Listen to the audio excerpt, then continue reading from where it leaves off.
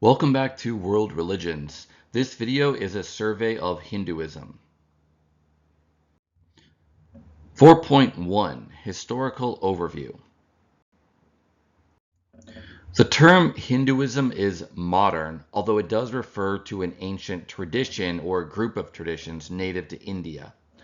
Hindu basically means from India. The name comes from the same root, the Indus River, called Sindhu in Sanskrit, the ancient language of Hinduism. So Hinduism in the broad sense can refer to any religion from India or Hindustan or South Asia, which can be used somewhat synonymously with each other. So the term Hindu was used by the Mughals or the Muslim dynasty that ruled India to refer to non-Muslims, people who practice one of a variety of religions native to India or South Asia. It was also used by the British when they ruled India, like in the 17 and 1800s, to help classify subjects as neither Muslim nor Christian, etc. Hinduism today can be regarded as a world religion in the sense that it has a large number of followers, over 1 billion, because of the large population of Hindus in India, and because Hindus now exist around the world in various migrant and diaspora communities. Even though the term Hinduism, and to a certain extent the concept, is modern, it has an ancient history, and it does have a specific meaning and other similar terms that go back to ancient India. So Hinduism, however, is a bit different from Christianity, Islam, or Buddhism in that it doesn't have a single historical founder like the Buddha or Jesus or Muhammad.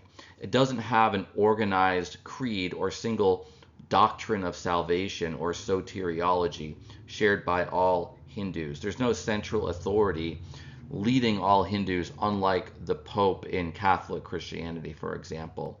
And there's less of a sharp line often between religion and the rest of social life. So we can classify Hinduism as indigenous. That means it's native to India or South Asia, and also as a customary religion that's handed down through the generations, as opposed to missionary religions, which are deliberately spread by their followers to gain converts in other cultures, as opposed to prophetic religions that do have one or a lineage of prophets regarded as the founders or source of the tradition. Like, for example, Judaism, Christianity, and Islam, they actually have a whole lineage of prophets going back to Adam, Abraham, and Moses. Hinduism does have saints and various seers or rishis who you could say helped found the religion, but there are a lot of Hindu beliefs and customs that are just kind of traditions without a named source or author. In this respect, it's more like a lot of other ancient religions, like the ancient polytheism of Greece, Egypt, and Babylon and Sumeria, in that these were religions that didn't have a named prophet like Zarathustra or the Buddha or Jesus as their primary source. Despite the fact that the term Hindu is modern and can be used in a broad sense to refer to any religion native to India or South Asia, there actually is a common core that all Hindus share. And this is acknowledging the authority of their oldest scripture, the Veda, which means something that is known and is believed to be divinely authored by the Supreme Being, according to Hindus. Also, all Hindus acknowledge the authority of the Brahmins or priests. These are men born into certain families that have the right to perform Vedic rituals with offerings sacrificed to the gods, the devas. And they also are the ones who teach the religion to the rest of Hindu society. So we can say that what Hindus have in common, and their common core and essence, is religion based on the Vedic religion, acknowledging the authority of the Brahmins or priests. So you could also call it Brahmanism. The map on the slide shows you India and some of the surrounding lines. Orange and brown represent Hinduism being the dominant religion in that national subunit, that geographical territory within a nation.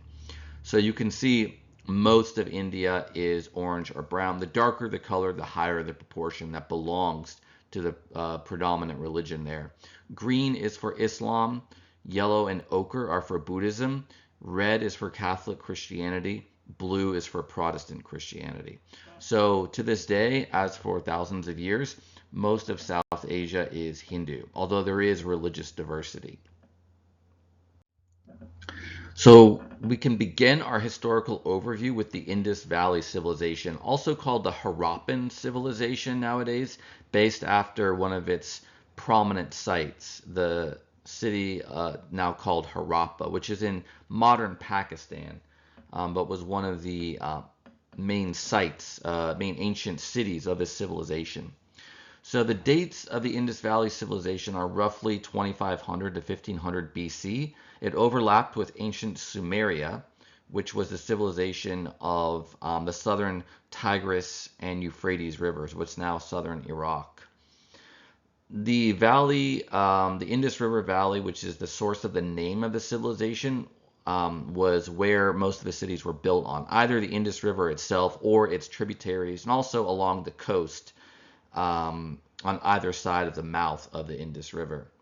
So this was a civilization, one of the most ancient in the world, Bronze Age civilization. They had agriculture, they grew large amount of grain, they had pottery, they had cities that were laid out in a very careful way. They had different ways for channeling water through the city, like elaborate irrigation canals and drainage networks, organized garbage disposal. Some of the structures in their cities had running water going to that particular location, but they also had just a series of public canals and pools and things. They had a writing system, which unfortunately we cannot interpret. There have been attempts, including by some computer scientists, to try to analyze it, but I don't think it's been fully interpreted yet. They had standardized weights and measures across their whole civilization, even though we believe they were not politically united. They didn't have a single empire or kingdom ruling over everything, but they had a common culture, a common civilization. So for example, bricks that were used to make buildings had the same dimensions all throughout the civilization area. And they had extensive trade contacts with Mesopotamia.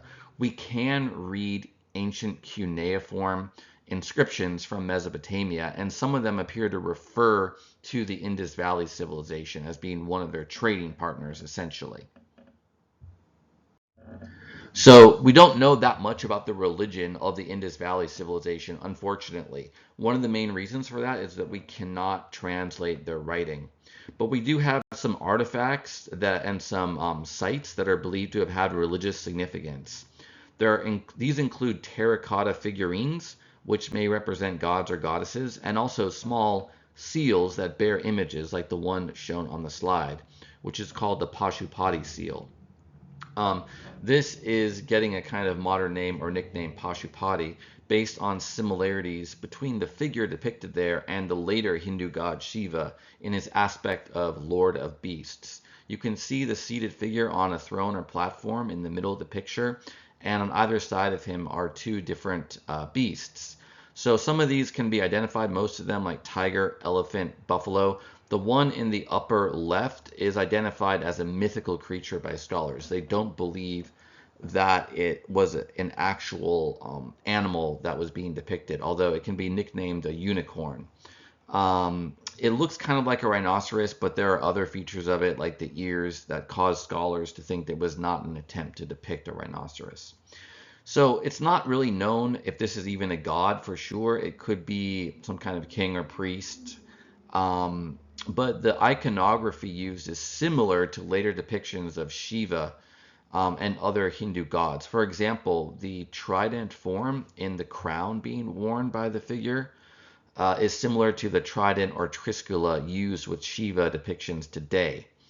Also, some scholars look at the face of this figure and see on either side there appears to be a nose and lips. So it could be that this figure is thought to have multiple faces, like 3 or possibly 4 faces if there's one in the back, similar to Hindu gods who in later iconography can have multiple heads or faces.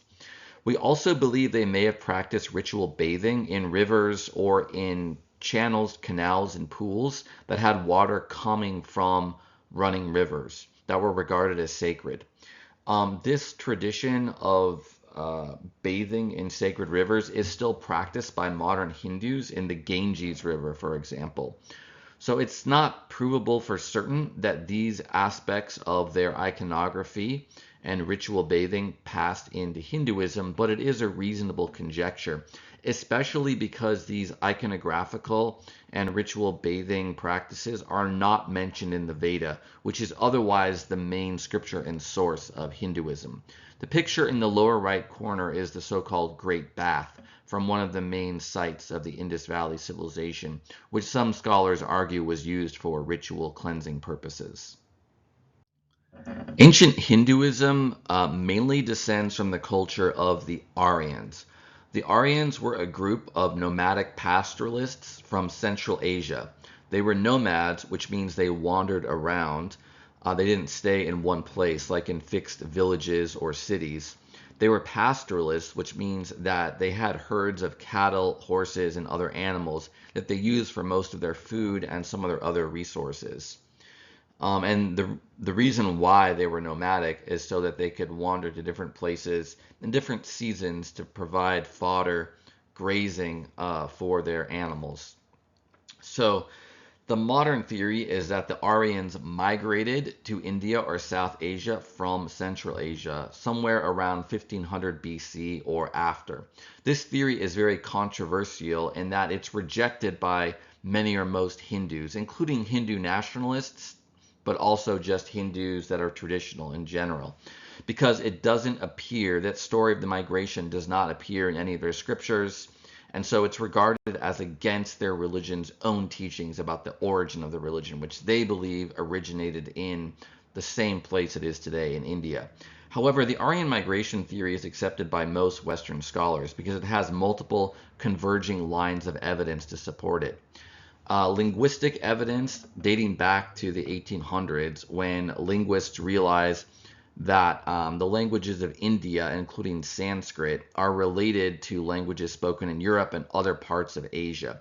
This led to the origination of modern linguistics and to the theory of the Indo-European family of languages in particular.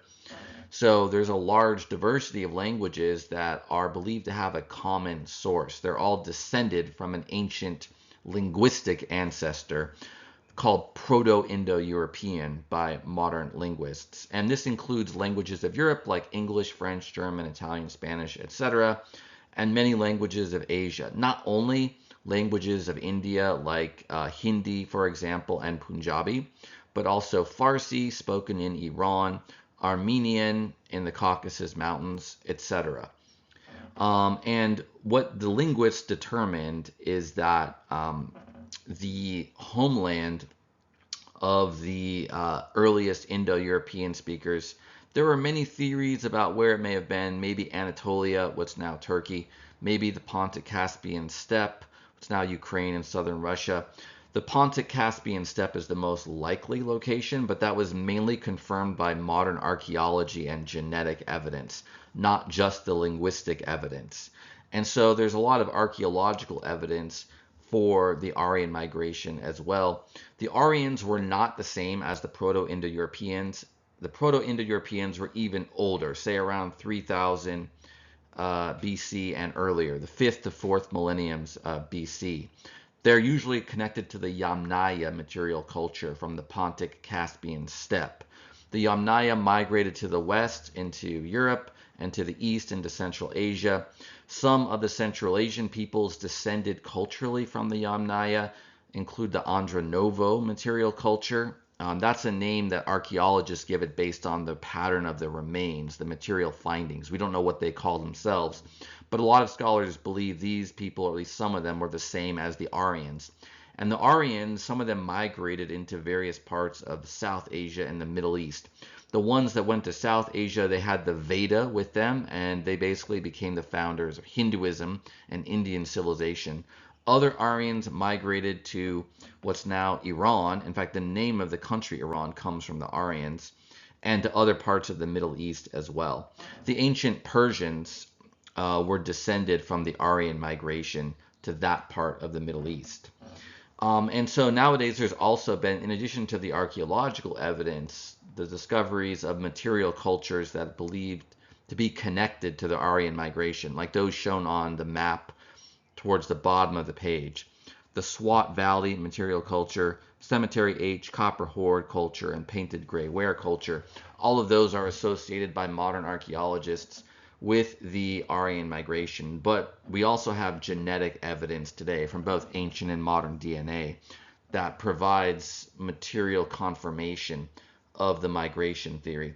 Some Indians, or many Indians, say that the Aryan migration theory is racist because it tries to say that Indian culture and civilization comes from Europe. First of all, even if hypothetically it were true that the Aryans originated in Europe, it wouldn't prove that anyone arguing for it was racist. It could have just been a fact of history. But that's not even what is being argued by anyone who supports the Aryan migration thesis. None of the scientists say that the Aryans came from Europe. You can see on the map the Anjanova civilization is from Central Asia. And so what happened was there were some Central Asian peoples who migrated to South Asia and the Middle East, and they were related from earlier on to the Yamnaya culture, some of whom migrated into Europe. So it's not really a case of Europeans trying to claim that their ancestors were the source of Indian civilization. But it's a very interesting history because it shows how there's these cultural and linguistic connections between people across Eurasia. And by the way, the pattern of nomads migrating from Central Asia to other places continued in later centuries and millennia. So for example, the Turkic languages are dominant now in Central Asia and other parts of the Middle East too, like in Turkey, and they were spread through later migrations that happened thousands of years after that of the Proto-Indo-Europeans and the Aryans. So the name Aryan is also used for their language, although the version of it spoken in India is called Indo-Aryan, and the oldest version of it is called Old Indo-Aryan. Sanskrit is a similar term, but it refers more to the formalized, systematized version of the language used by the Brahmins or priests in the Veda, their scriptures. So usually when scholars say Sanskrit, they're talking about the formal textual form of the language, and Old Indo-Aryan is referring to the more informal type that would have had more regional variation as well. So the Aryans, when they migrate from Central Asia to South Asia, this is around 1500 BC, and for around 500 years, this phase of their civilization is called the early Vedic period by scholars. It's when the oldest portions of the Veda date to, around 1500 BC, and the Veda, other parts are being added throughout this period as well. So the Aryans' language and culture and their religion spreads across northern India, starting in the upper Sindhu or Indus River, and then moving into the Ganges and Yamuna river valleys to the east. The black bold capital letter names on this map refer to Aryan kingdoms such as Bharata and Paravata and Puru. The Aryans were politically divided into many kingdoms, but they shared a common language, culture, and religion. So during this time, Brahmanism, or the religion of the Brahmin caste, the priests, is spreading throughout South Asia. As well, there's a Vedic, or Brahmins, their scripture, the Veda, gave them a concept of kingship or monarchy. The kings were regarded as having a duty to sponsor Vedic rituals and to give support to the Brahmins or priests. The ultimate example of this is the horse sacrifice that would be sponsored by a king, a Raja, once during their reign. They would let a horse roam free for a year to wander as far as it would, and this was believed as symbolizing the king's authority to rule all the lands that the horse had wandered around. The horse is a symbol of kingship, in part because kings would ride horses into battle, horses would pull the chariot of the king, etc. And so at the end of the year, the horse would be sacrificed to the gods, and it would ensure a long and successful reign for the king, and also be a symbol of their right to rule over their kingdom. The horse sacrifice is no longer practiced today. Indeed, most Hindus do not practice animal sacrifice anymore. They regard it as immoral, although it is still practiced, at least relatively recently, by some rural Hindus. But going back for a couple thousand years, animal sacrifice, especially any harm to cows, has been regarded as taboo in Hinduism. And this is apparently connected to the origination of the worship of the god Krishna by many Hindus. The reason why I'm bringing this up is it does show a bit of a contrast or evolution between the earliest form of Vedic ritual, which had animal sacrifice, such as horse and cow sacrifice, and later Hindu practice, which avoids that type of thing. Nevertheless, it is true that modern Hinduism is still rooted in the Veda. The religion has evolved historically, but the Veda you could regard as the source and commonality that all Hindus share. So what is the Veda? It comes from a Sanskrit word meaning know or known. It was transmitted orally by word of mouth for 1,000 or more years before it was ever written down. This is actually deliberate because there's a belief in Hinduism that the meaning of the Veda can only be understood if it's passed down by a teacher who understands the meaning. And the Vedas are meant to be performed and recited, not just read. Even today, when Brahmins or priests learn the Veda, they will learn it by repeating the recitation of a Brahmin teacher. So they learn it orally, at least for ritual purposes, even though they also may read it, a printed version of it, to study. The Veda is believed by Hindus to be of divine authorship. It's called a Shruti text, Shruti, meaning it's revealed, not with a human author. Acknowledging the Veda's authenticity and authority is the main way we can identify a religion or a sect as Hindu. There's only one or two exceptions to this, such as the Lingayat or Virashaiva sect of Hindus, but because they don't acknowledge the authority of the Veda, even though they worship the Hindu god Shiva, that's actually one of the main reasons why some members of that sect advocate for it to not be classified as Hindu. So all or almost all sects of Hinduism acknowledge the authenticity and authority of the Veda. The early Veda consists mainly of rituals and hymns and chants honoring the gods or the devas. The Sanskrit word deva is related to the English word divine, an example of the linguistic relationship between various Indo-European languages. What were the rituals focused on? They were focused on sacrifice. They're called yajna rituals, in which various things would be placed into Agni, the sacred fire. You can see a fire altar here being performed by modern Hindu Brahmins in basically the same way as it would have been done over 3,000 years ago. So Hinduism is among the oldest religions in the world still practiced today. It goes back, you could say, at least to around 1500 BC, so that's 3,500 years. It may also relate to earlier traditions. So it probably wasn't invented from whole cloth in 1500 BC, so it may have even older antecedents, you could say. But that's just a date typically given for the oldest portion of the Veda, basically the early books of the Rig Veda. So what types of things would be placed into the fire as offerings to the gods? Animal sacrifice in ancient Hinduism, milk, ghee or clarified butter, soma, a mind-altering drug that may have been from the plant, the ephedra plant, that would be a stimulant when consumed. This is actually a bit mysterious exactly what soma originally was. Apparently it was more common in the homeland of the Aryans, and then after they migrated to India, it was harder to find.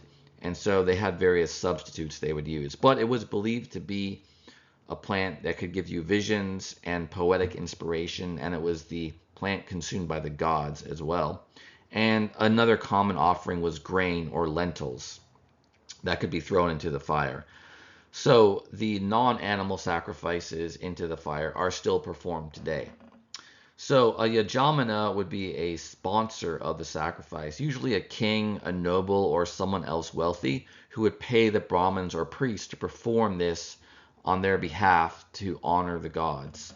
The rituals themselves were and are only allowed to be performed by Brahmins. These are the ones who are specialists in the Veda and how to perform the ritual, what hymns and chants and formulas to recite, etc. Not just anyone can be a Brahmin. It is a caste or a lineage you have to be born into. So in India, there's a caste or Varna and Jati system. The Varnas are the castes that go back to the Veda. The Jatis appear to be a somewhat independent social system that was later combined with the Varna system. But the Brahmins are a Varna, literally color in Sanskrit, but this is a social class that you're born into. Your family determines what caste you're in. So you don't change your caste ever after you're born. So only men born into Brahmin families may perform Vedic rituals in Hinduism. And this is another aspect of the religion that goes back to its source, its origin. There are many gods or devas and goddesses or devis mentioned, named, described in the early Veda. Indra is the king of the gods, the god of thunder. Agni, literally his name means fire. He's the god of the fire in the fire altar in which the offerings are placed. And he also becomes a god in his own right that you can give offerings to. Soma, as mentioned earlier, was apparently a mind-altering plant. Later, it becomes associated with Chandra, the moon god, as well. Surya is the god of the sun. There's still an important prayer called Saluting the Sun, performed by a lot of Hindus first thing in the morning. Ratri or Nisha is the goddess of night. Ushas is the goddess of the dawn. And Varuna is the god of cosmic order and covenants. Later, he became associated with the sea as well. And you can see just by mentioning the later associations that there is an evolution or development of Hindu beliefs, even theology, over the millennia. For example, in the early Vedic religion, we see in the Rig Veda, Indra is always given pride of place as the king of the gods. Later on, another being called Brahman, or the Supreme, gets mentioned, especially increasingly towards Book 10 of the Rig Veda, the last of the books. And Brahman becomes the main god of later Hinduism up to today, except there are also particular gods and goddesses like Vishnu or Shiva, whom some Hindus regard as Brahman or supreme. Likewise, with regards to iconography or visual and other depictions of the gods, there was a change from the early Veda to today. As far as I know, Indra is not described in the Veda as having red skin or 4 arms or riding a white elephant. And yet you can see him depicted that way in many Hindu icons today, as you can see in the picture on the slide. This later Hindu iconography is associated with the rise of the Bhakti or devotional Hindu movement that starts in the first couple of centuries BC and AD. So it itself is thousands of years old, but apparently somewhat different from the early Vedic form of the religion. And yet there are points in common. So Indra holds the Vajra or diamond thunderbolt, which is a symbol of his power, and he is depicted as wielding the Vajra as a weapon in the Veda, just as he is nowadays as well. I mentioned the Varnas or castes. So there are 4 Varnas in the Veda that are mentioned. And this shows you that this caste system, at least the Varna aspect of it, goes back to the ancient Aryans. The Brahmins are the priests. They're the ones with the supreme spiritual authority to interpret the Veda and perform Vedic rituals. You have to essentially go through the Brahmins in order to give sacrificial offerings to the gods. The Kshatriyas are the warriors and the rulers of society. So they have most of the land, much or most of the wealth. they have the political authority. So, for example, ancient Indian kings and the nobles who served them would be part of the Kshatriya Varna. The Vaishyas are traders, merchants, and farmers. They may own their own land and property, unlike the Shudras or servants who work for the other Varnas. So they could be farmers, but they would typically be in the service of a Brahmin or a Kshatriya or a Vaishya. The first three of the Varnas, Brahmin, Kshatriya, and Vaishya, are called Dvija Varna or twice born Varna. This means that they can have a special initiation ceremony, at least male members of those Varnas, called Upanayana. This is when a boy becomes a man in the Vedic sense, when they have the authority to lead a family in family or home-based Vedic ritual. So the Upanayana ceremony involves a boy of the Brahmin, Kshatriya, or Vaishya Varna coming of age. Nowadays, it's usually only performed by Brahmin families, not by Kshatriyas or Vaishyas. The Shudras are fully Hindu, but they're not considered Dvija. They can still practice Vedic religion or Hinduism fully, they're just not allowed to do the Upanayana ceremony.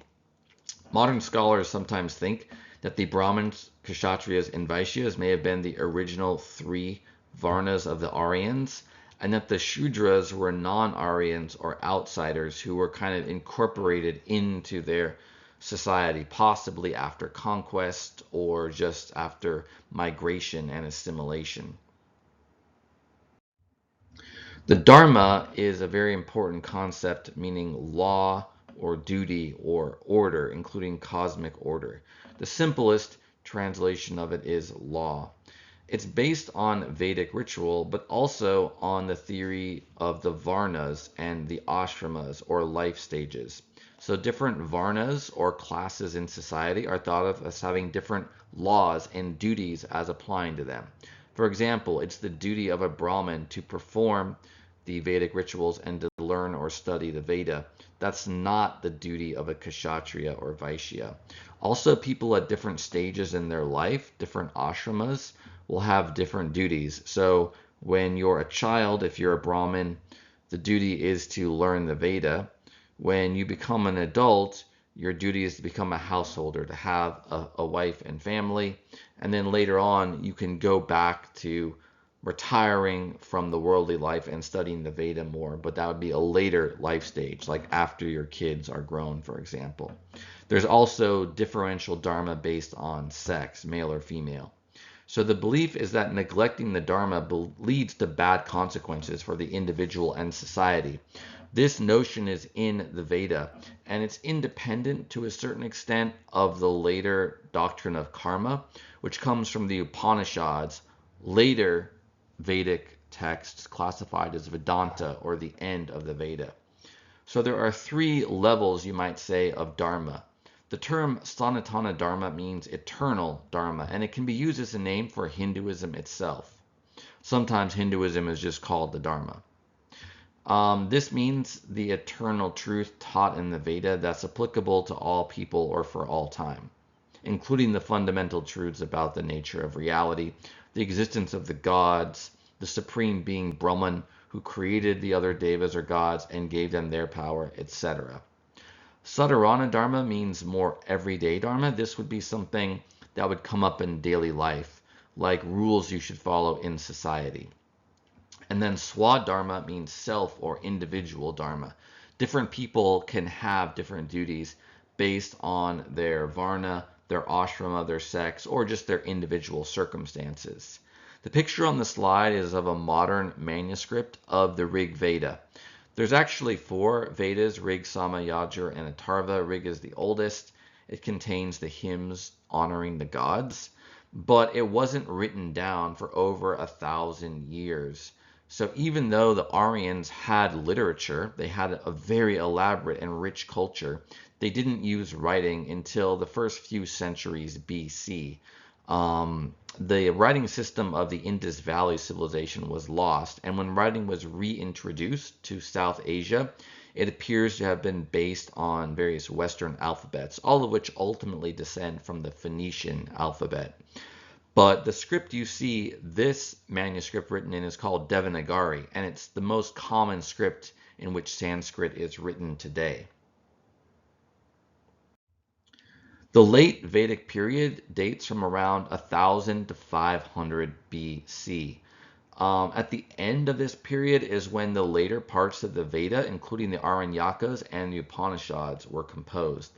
The later Veda focuses on the inner or the secret meaning of Vedic rituals. So the sacrifice of animals or other things to the gods that you see in the early Veda is reinterpreted as a wise person sacrificing their attachments to the world for the sake of a transcendent spiritual goal, namely spiritual knowledge or jnana of their true self, their true nature as divine, and that liberates them from the cycle of reincarnation or samsara.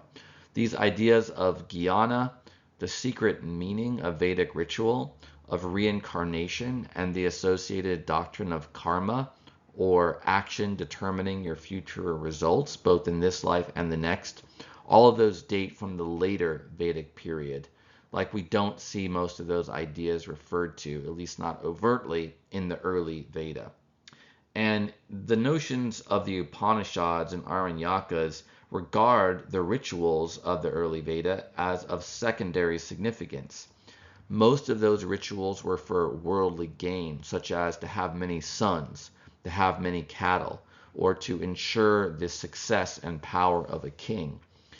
And the late Vedic period focuses on the salvation of the soul and attaining consciousness of Brahman, the supreme being, and Atman, the true self, more. You can see on the map on the slide that the area of Vedic civilization is expanding. The Aryans, their various kingdoms, are spreading throughout the Ganges River Valley to the east and south, and also just south deeper into the Indian peninsula or subcontinent. And you can see on the slide the names of kingdoms. Those are in capital letters, all black and bold. And also in brown, the names of theological schools. Those are believed to, they're more conjectural. Well, a lot of the location of the kingdoms is a bit conjectural as well. But the theological schools are basically associated with authorship of some of the late parts of the Veda, namely some of the Upanishads.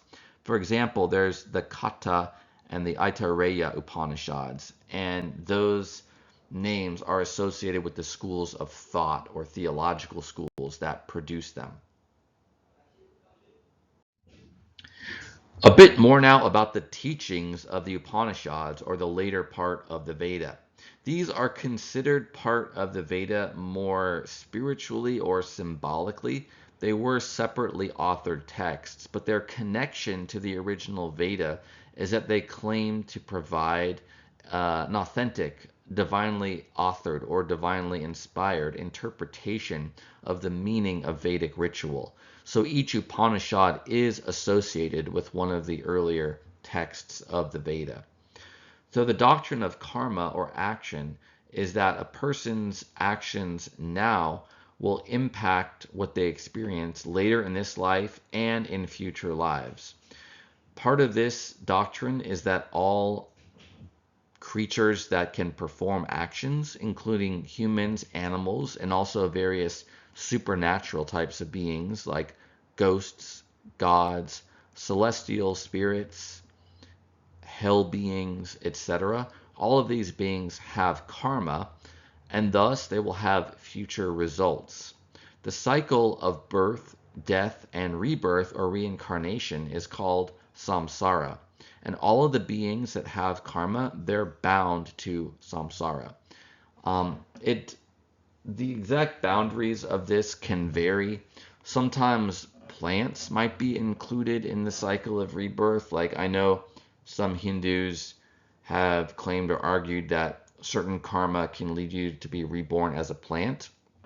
But other text, scriptures, or traditions seem to have a different view, that the beings have to be conscious or sentient and capable of action, which it seems like animals can do. It's much less clear for plants. But regardless, The view is that any being that has karma is in samsara and vice versa. Samsara, even though it never has an end, so in that sense, death is not the end. It has this optimistic view that there is an afterlife. Nevertheless, the cycle of samsara is regarded as a bad thing in Hinduism, as a trap for the soul, for a variety of reasons. One of them is that with every life comes death and loss. So everything that you love and are attached to in this life, you will be separated from either during life or at the time of death.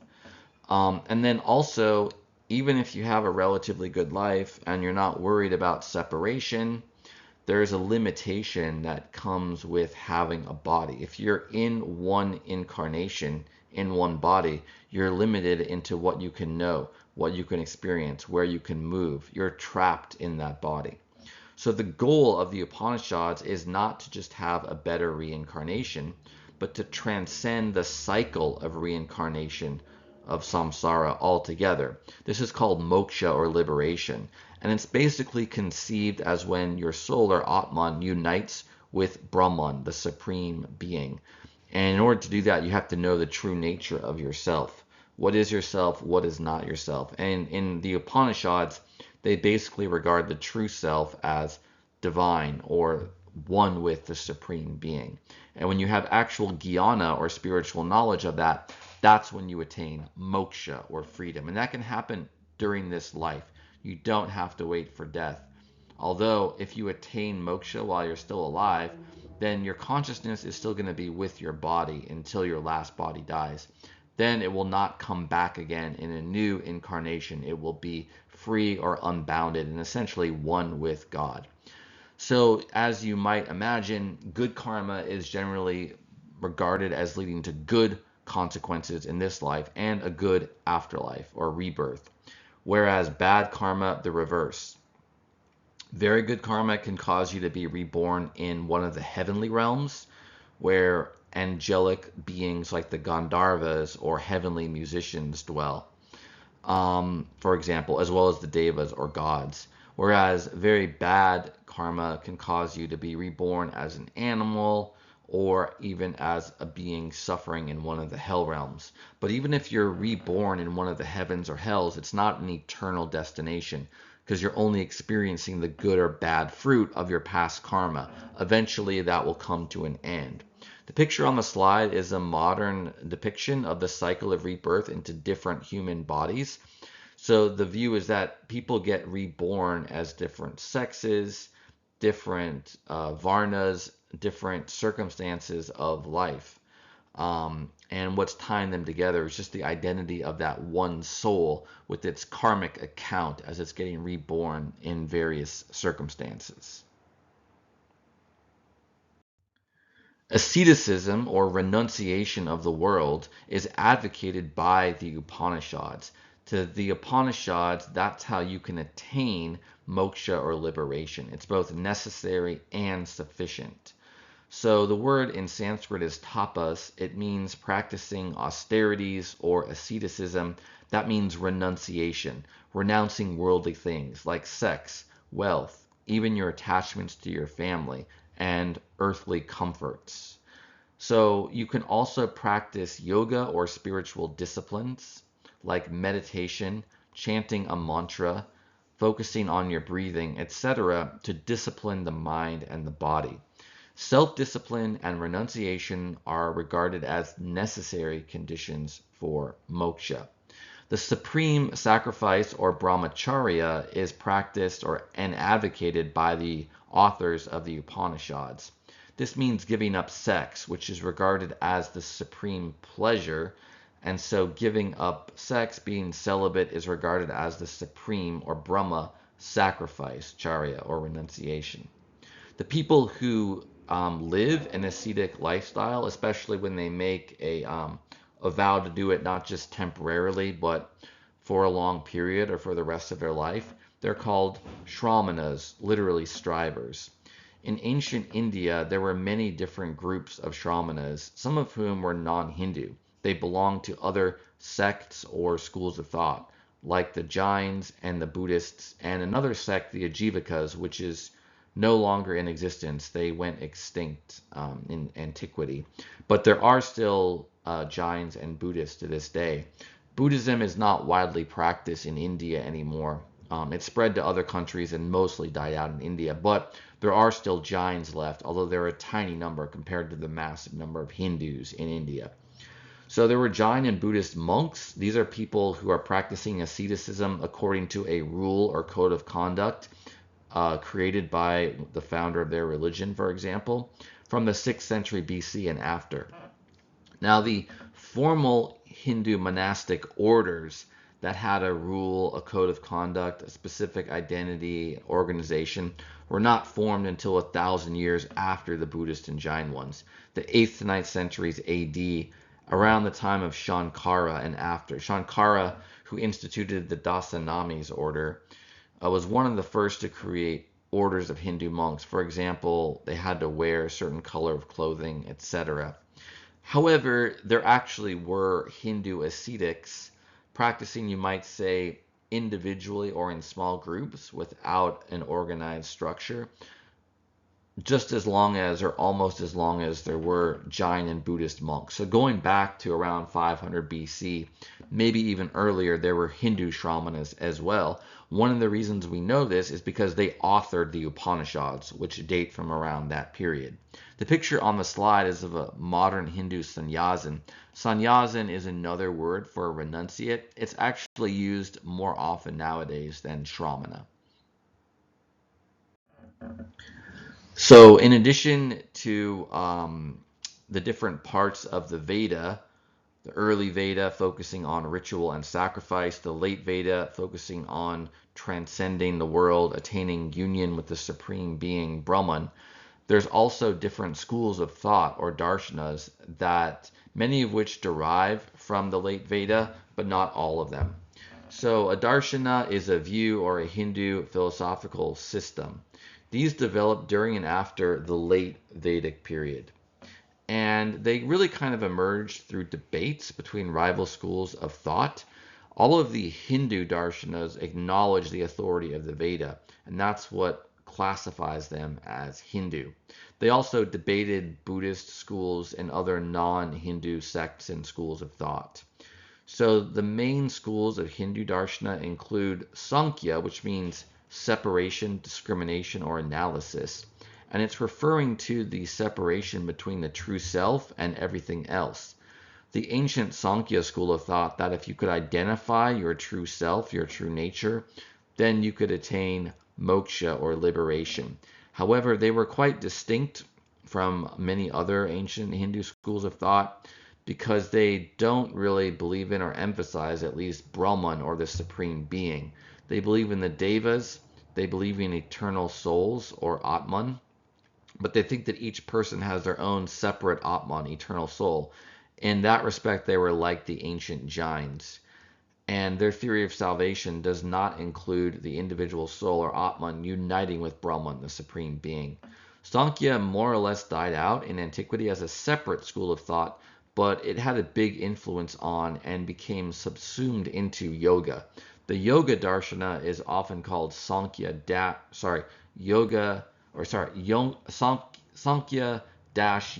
in order to clarify that relation. So Sankhya yoga or yoga has a focus on spiritual discipline. That's what yoga means. Literally, it means yoke. It's related to the English word yoke, so it's harnessing or uniting something together. And the focus is on meditation, breath control, and posture, asana, as a way of disciplining the mind and the body. So in ancient yoga, the posture is just to provide a stable basis for pranayama and controlling your breathing, and then the various sequences of meditation or disciplining the mind, which ultimately results in samadhi, or the state of absorption of the individual soul into God.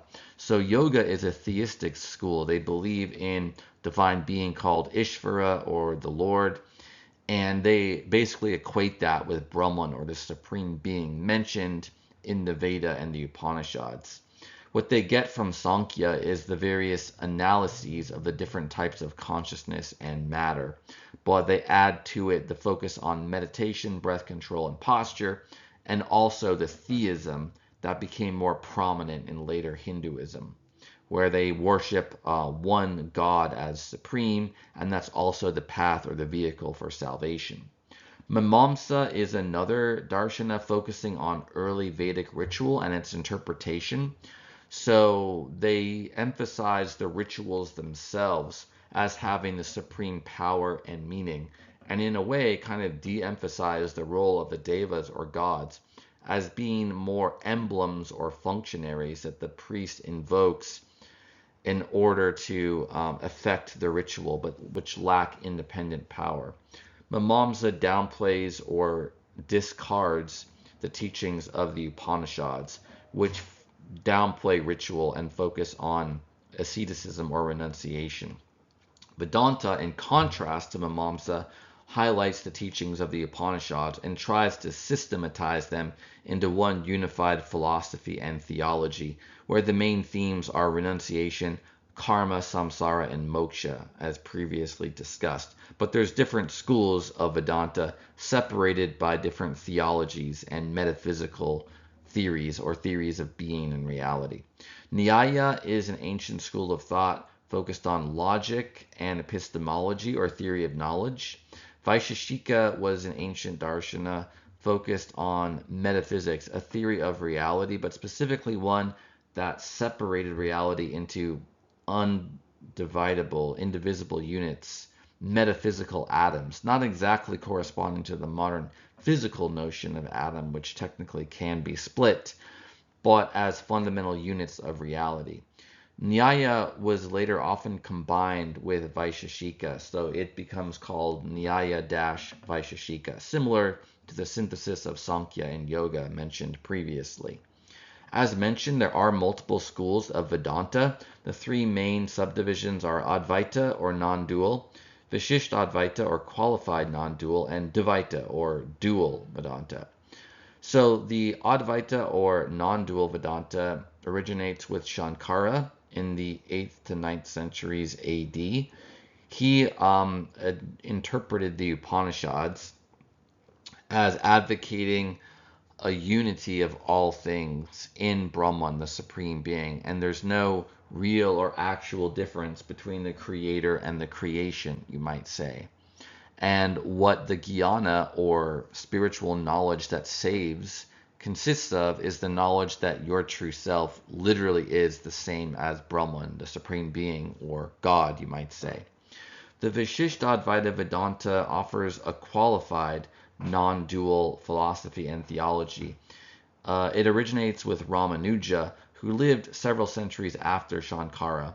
Although Shankara, Ramanuja, and Madhva, the three founders of the main schools of Vedanta, were all from South India. So this was a later phase of the history of Hinduism where it had already spread to southern India. But Ramanuja was concerned that Shankara's theology and philosophy doesn't have any distinction between the aspects of existence. So he thought that there was a non-dualism, that ultimately everything is one. You could say everything that exists is existing in or dependent metaphysically upon the divine. But Ramanuja thought there was a real distinction between different parts or aspects of the divine, that by analogy you could say a human body has a kind of unity to it, it's one being, and yet there is still a real difference between the hand and the foot. Or if you want to talk not about distinction in parts, but distinction in aspects or roles, you could say one person fulfills or has multiple objectively really distinct roles, such as the person's role as a teacher, or the person's role as a parent, or a son or daughter. So these are different relations they bear to other people, or different roles that they perform. Even though there's only one entity there, there's still a real and not merely illusory difference between the various aspects. Whereas Shankara had said the appearance of difference, real difference between entities, is an illusion or Maya. So Ramanuja wants to retain the notion that all is one that you kind of get in the Upanishads with the common sense notion that there is a real difference, at least between the different aspects of reality. Dvaita Vedanta was developed by Madhva in the 13th century AD, and he wants to accommodate the philosophy and spirituality of the Upanishads more with later theistic Hinduism, which emphasizes the distinction between the creator and the creation. So that's why it's called dualism. Those are the two main entities. The divine being, Brahman, the supreme, creates everything else. And there's also distinctions in Dvaita Vedanta between different aspects of the creation. The primary one being between soul and matter. But the souls of individual humans and other beings in samsara are still different from the divinity according to Madhva. They can have a kind of spiritual communion when you attain liberation or moksha, but they're not equivalent in terms of their being or existence. So I mentioned a couple of times bhakti or devotional Hinduism, Hindu theism. This is a type of Hinduism that develops in the first millennium AD, starting, you could say, in the first couple of centuries BC, and then developing over the next 1,000 years or so. So these people are still practicing Vedic religion. They're still Hindus, but they're also doing other types of worship and worshiping other gods not named or described in the early Veda. So gods like Shiva and Krishna are not named in the Veda. And the Veda also has a method of worship using Agni, the fire altar, that you construct and you give offerings into the fire as part of the yajna or sacrifice. But the later worship takes place also in temples, like the one you can see in the picture, where there's going to be an altar with an image or icon of a god or goddess or many ones, and you put your offerings onto the altar in front of the murti or image of the god rather than into the fire. Now, modern Hindus will practice both forms of worship. They still do the ancient rituals of the Veda, but they also do the temple-based, you could say altar and icon-based rituals of this sectarian worship. It's called sectarian because even though Hindus are polytheistic and can worship many gods and goddesses, there are also sects that emphasize focusing on one god or goddess primarily as the object of worship. The word puja can be used for worship or prayer in Hinduism, and it's often in the form of bhakti, which means love, devotion, commitment, or participation with. It's an intense, personal, intimate relationship with the god or goddess that's generally regarded as the vehicle or path to salvation.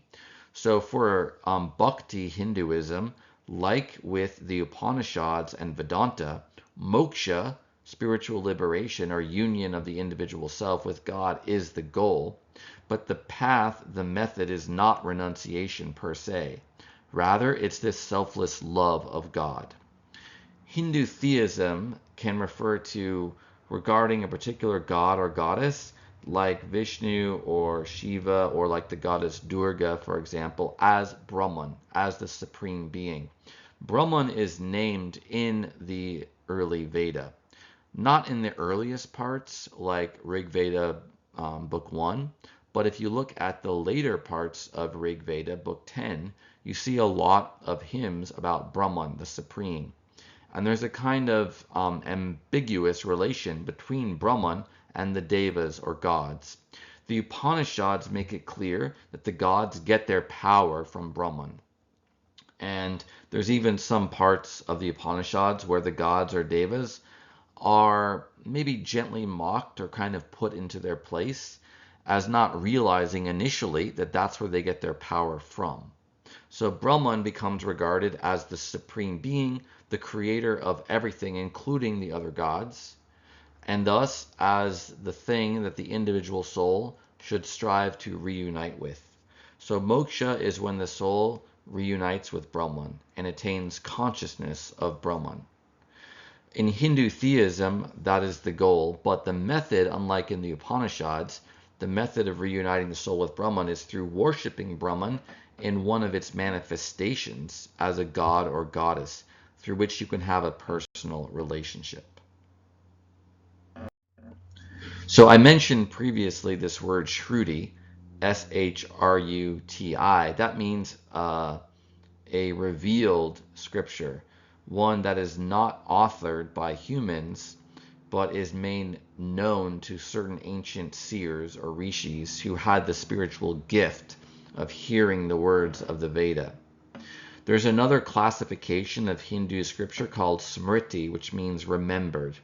This includes various types of scriptures, including the epic poems or Itihasa, which literally means history, the Dharma Shastras or collections of Dharma or law, and the Puranas. These are devotional texts that have mythological stories of the gods and their incarnations or avatars. The Puranas also detail the history of the world, which is a cosmic cycle in Hinduism, and also contain treatises on ritual worship, new rituals regarding temples and offerings to murtis, as opposed to the earlier Vedic fire altar rituals. So a big part of devotional Hinduism, bhakti, is the Puranas and also various types of devotional poetry, which can be sung as bhajans or devotional songs, typically dedicated to a god or goddess. The Veda is all in Sanskrit, although there are non-Sanskrit Tamil versions of the Veda used in South India. Even though Vedic religion, Hinduism, was brought eventually to South India, they did not adopt the Sanskrit language. And so the modern languages of South India, such as Tamil and Telugu and more, they do not derive from Sanskrit, unlike the languages of northern India, like Hindi and Punjabi, etc. These are derived from ancient Sanskrit. So the devotional poetry and songs can be in Sanskrit, they can be in other languages too. An early example of a theistic scripture in Hinduism is actually before the Puranas. It's in the Bhagavad Gita, or Song of the Lord. This is part of the epic poem Mahabharata, which tells of a long feud or conflict between rival cousins, the Pandavas and the Kauravas, who are fighting for control of the throne of Bharata, an ancient Indian kingdom. Bharata is also used, by the way, by modern Hindus as a name for modern India. So the Bhagavad Gita expresses the importance of dharma, of duty, of karma or action to maintain social order and stability. It's a dialogue between the god Krishna and the Pandava hero Arjuna. Arjuna is ordered to fight his cousins, the evil Kauravas, in order to deprive them of the throne of Bharata, which they unjustly seized or stole from the Pandavas. But Arjuna doesn't want to fight because he regards killing as a great sin, as it does say in the Upanishads. It's like the worst form of bad karma. And moreover, he's being asked to kill his own cousins, his own kinsmen. But Krishna, who is revealed in the Bhagavad Gita as an avatar or incarnation of the Supreme Being, teaches Arjuna that he should actually attain moksha or liberation by doing his dharma or duty, which as a kshatriya or warrior is to fight in a just battle, with the spirit of selflessness, of self-sacrifice. If he can do his duty without attachment to result, this is actually a way of serving God, of serving the divine, and he can attain liberation or salvation in so doing. So this is the oldest text, the Bhagavad Gita, which dates to the first couple of centuries BC, the oldest text to highlight what would later become bhakti, or the devotion to a personal God, as the primary or at least one of the means to attaining moksha. The picture on the slide is a page from one of the Puranas, this one dedicated to Vishnu, who you can see in blue in the center, and with blue skin rather, and it's classified thus as Vaishnava, or something used by devotees of the god Vishnu, who are called Vaishnavas. So part of the Bhakti movement and sectarian worship is the temple-based rituals that were previously mentioned. These partially replaced or were performed alongside the earlier Vedic fire altar rituals. And there were temples built in ancient India going back at least to the first few centuries AD, maybe a little bit earlier as well, dedicated to the gods and goddesses named and described in the Puranas. Some of these have names that appeared in the Veda, like Vishnu. Others, like Shiva, were associated with gods named in the Veda. In the case of Shiva, he was associated with Rudra, whose name literally means the roarer, and he was a god of thunder and storms, and I believe mountains as well.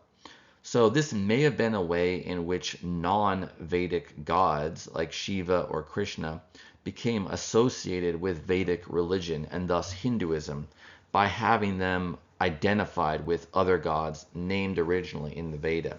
So Krishna, his name, so far as I know, does not appear in the early Veda, like in the Rig Veda, for example. It does appear in the Bhagavad Gita, which later gets classified as part of the Veda because it's believed to have divine authorship, but historically speaking, it is a later text. Krishna means the Dark One, but he becomes associated with the god Vishnu, and a lot of Vaishnavas regard the god Krishna as an incarnation or avatar of Vishnu. So during this period of development of temple worship, this is the first few centuries AD and after, there were cities built around temples which grew. They became centers of worship and ritual and trade, and they were often in the same cities used by kings as capitals, or because the temples were so important in the economy and society, they were used by kings as administrative centers as well. The temples would typically be located at the center of the city. Kings would often build temples of huge expense because of all the stone and also gold that would be used to build them, to help give them legitimacy and to earn merit in the sight of the gods. So there's a belief in ancient Indian culture that you have to sacrifice something, you have to give something up in order to have good karma, to attain merit, and thus to be blessed by the gods. There's also the notion in which whichever god is regarded as Brahman, as supreme, was sovereign like a king, like the god Vishnu, for example. And thus, if Vishnu were worshipped as the king of the cosmos, he might become a model for human kingship as well. So there are three main sects or branches of devotional Hinduism. And these are developing again in the first millennium AD.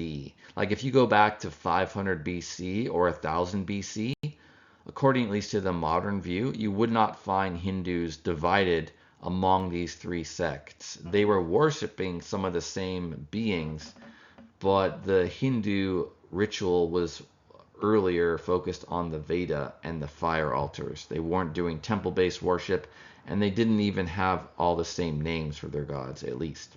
Vaishnavas are dedicated to the god Vishnu, who they regard as Brahman, or the supreme being. Shaivas are dedicated to the god Shiva, and Shaktas is a generic name for someone dedicated to a Devi or goddess, such as Durga or Kali or Saraswati. The picture on the slide is a modern icon of Mirabai, who is an example of a female saint. A saint in Hinduism is someone who's basically regarded as having attained moksha or unity with the divine, especially while they were still alive. Most of the saints are male, but there are some female saints as well, and they can be worshipped in Hinduism, similar to how the gods are. You also see on the slide in the back the picture of Krishna. So at some point in the history of India, they were conquered by Muslims. There were actually a series of Muslim dynasties. The Muslims were mainly tribes from Central Asia and southwestern Eurasia that had previously converted to Islam. Many of them were nomads. Some of them connected themselves even to the Mongols. That's where the word Mughal comes from. But the first series of Muslim dynasties was called the Delhi Sultanate. There were actually more than one dynasty. The map on the slide shows the territory of the Tughlaq dynasty at its greatest extent. You can see it ruled much of South Asia, although not all of it. These dynasties are collectively called the Delhi Sultanate because Delhi in North India was their capital, and because Sultan was a title for king used by Turkic-speaking peoples. The later dynasty was called the Mughals, or the Moguls, and they ruled from around 1526 to 1857. They controlled even more of India than had the Delhi Sultans. Modern Hindus regard India as having suffered under two periods of imperial domination. The first, that of the Muslim dynasties, in particular the Mughals, but also the Delhi dynasties. And the second period of imperial domination, that of the British, who started to spread even more control over India in the 17 and 1800s, partially overlapping with the rule of the Mughal emperors as well. So the relations between Islam and Hinduism were, for the most part, tense and fraught, sometimes violent. There was Muslim oppression of Hindus. There were some coerced conversions to Islam. Many people voluntarily converted, but there was no real sustained attempt to convert all Hindus to Islam. Most Indians remained Hindu and were allowed to remain such. They just had to pay a special tax that Muslim subjects did not have to.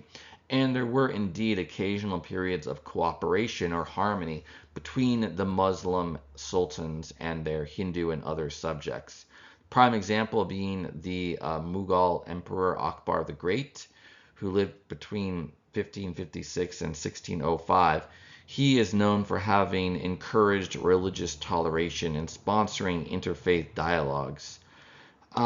There was also some influence between Islam and Hinduism. Prime example of this is the Nirguna Bhakti movement. Bhakti, we've already seen before, means devotion to the Supreme Being as the means to salvation. Nirguna is Sanskrit for without, nir, guna, property or quality. So this means worshiping Brahman, the Supreme Being, as a purely transcendent being who doesn't have observable characteristics. It's taking the idea of the purely transcendent God that was more prominent in Islam, which cannot be shown in an image or idol. That's why they don't use images in Islam. Combining that idea with the Hindu notion of Brahman. But unlike other Hindus who used icons or murtis of gods in their temple-based worship, Nirguna Bhakti did not. People that were part of the Nirguna Bhakti movement, many of them did not identify either as Hindu nor as Muslim. They believed they worshipped the one God, who was also worshipped by Muslims and by Hindus under the name Brahman. However, many in the Nirguna Bhakti movement, they did not accept the Quran as an authoritative scripture, so they could not be classified as Muslim. Also, they adopted some Hindu beliefs like in karma and reincarnation and moksha. An example of people in the Nirguna Bhakti movement were Guru Nanak, who founded Sikhism, and the poet Kabir, who later became worshipped by Hindus as a saint. Islam is more of an exclusivist religion, so they don't accept beliefs or practices from other religions, which are regarded as heretical. Hinduism is more inclusivist, so it can borrow more readily beliefs or practices from other religions. So that's why some of the figures of the Nirguna Bhakti movement became regarded as saints in Hinduism, like the poet Kabir. So after the Muslim dynasties, there were several European powers who became involved in India. The first were actually the Portuguese as early as the 1400s. The Portuguese started navigating around the coast of Africa. They wanted to find a sea route directly to India and other parts of Southeast and East Asia because those were the most valuable places for trade. Previously, Europeans had to trade via other Middle Eastern merchants as middlemen, like the merchants of the Ottoman Empire, for example, which ruled much of the Middle East at this time. But the Portuguese sought to open up a trade route directly to India so they could undercut the Ottoman and then the Venetian Italian merchants as well for trade in the various goods from the Indies, as these parts of Asia were collectively referred to as. So, for example, if you wanted to have sugar, if you wanted to have spices, if you wanted to have certain textiles like silk, you had to trade with people in South and East Asia where these things were made. They could not be produced in Europe. And there was also the fine porcelain and such from China. So the Portuguese eventually did find the route around the southern coast of Africa to India. They set up some trading posts and colonies, mostly just on the coast, but they did start to control some small parts of India. They were later followed by Dutch merchants from the Netherlands, merchants and traders from France, Britain, etc. Most of these people were coming there just to trade, initially at least, not to conquer or convert people to their religion. There were some Catholic conversions in the Portuguese colonies along the coasts of southern India. The British eventually became involved in India, starting predominantly in the 18th century and after. Around this time, they were becoming dominant, at least as a sea power, vis-a-vis the other European nations. They fought wars with France over control of India. They won. They also got more and more involved in Indian politics, allying with some of the Indian Rajas or kings against others. By the mid to late 18th century, they effectively controlled most of India.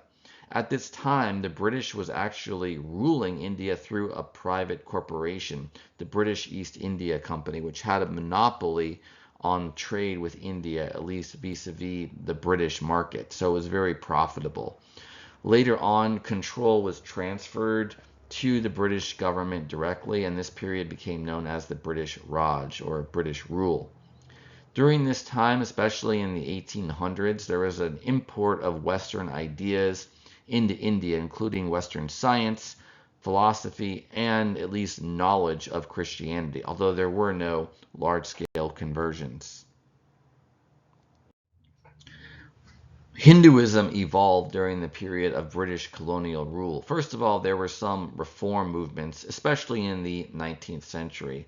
One example of a Hindu reformer is Ram Mohan Roy, and he's an example of someone who was a Hindu, but he was somewhat influenced by the Western Enlightenment, and you might say, to a certain extent, British or Protestant Christianity. Different Hindu reformers had different ideas, but Ram Mohan Roy essentially seems to have regarded Hinduism as a tradition embodying Hindu culture.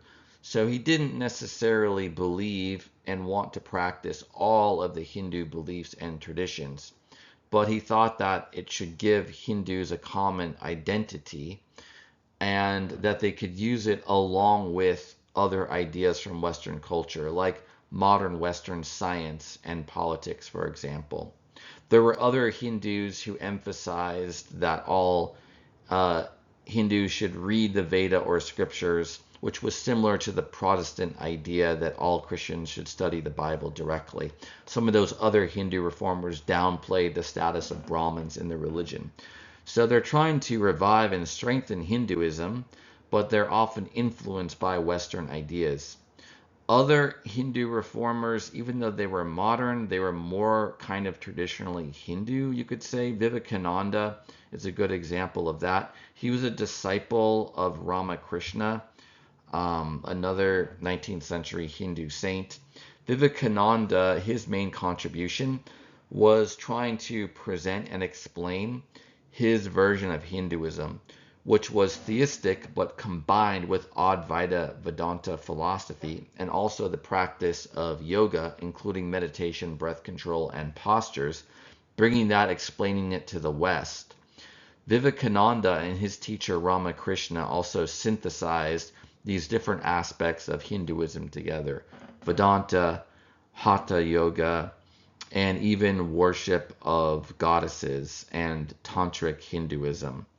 So they were synthesizing things within Hinduism and presenting that in a way that Westerners could understand. Uh, so some of these teachings, as mentioned, were influenced by Western rationalism, modern ethical and social teachings of 19th century Christianity, like human equality, like the idea of democracy, or at least some kind of political equality and liberty and things like that. There was a lot of variety even among the Hindu reformers. But this broad movement did help create the modern Hindu identity as a single religious tradition that was in contrast with Islam and Christianity. It's also the origin of modern Indian nationalism. The Indian nationalists advocated for Swarajya, or self-rule, home rule. They wanted independence from Britain. And this ultimately led to the 20th century independence of India from Britain and the modern Indian nation. In 1947, after World War II, Britain gave independence to India, but there was a partition or division between the modern nation of India, which was majority Hindu, and the nation of Pakistan, which was majority Muslim.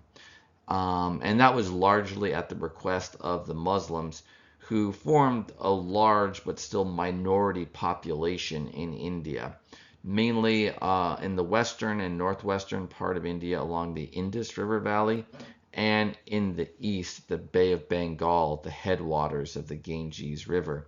Those were the two main parts that became Pakistan. Originally West and East Pakistan. Later on, East Pakistan became the independent nation of Bangladesh. But consequently, due to partition, India became the vast majority of them Hindu because most of the Muslims were concentrated in Pakistan. So some of the figures behind Indian independence movement, even though they had been influenced by the Hindu reformers and Swarajya movement that dated back to the 1800s, some of those 19th century Hindu reformers were religious, but most of the 20th century politicians who were there and helped create and guide Indian independence, they were secular. They were Western educated elites who tended to be non-religious, even if they were nominally Hindu.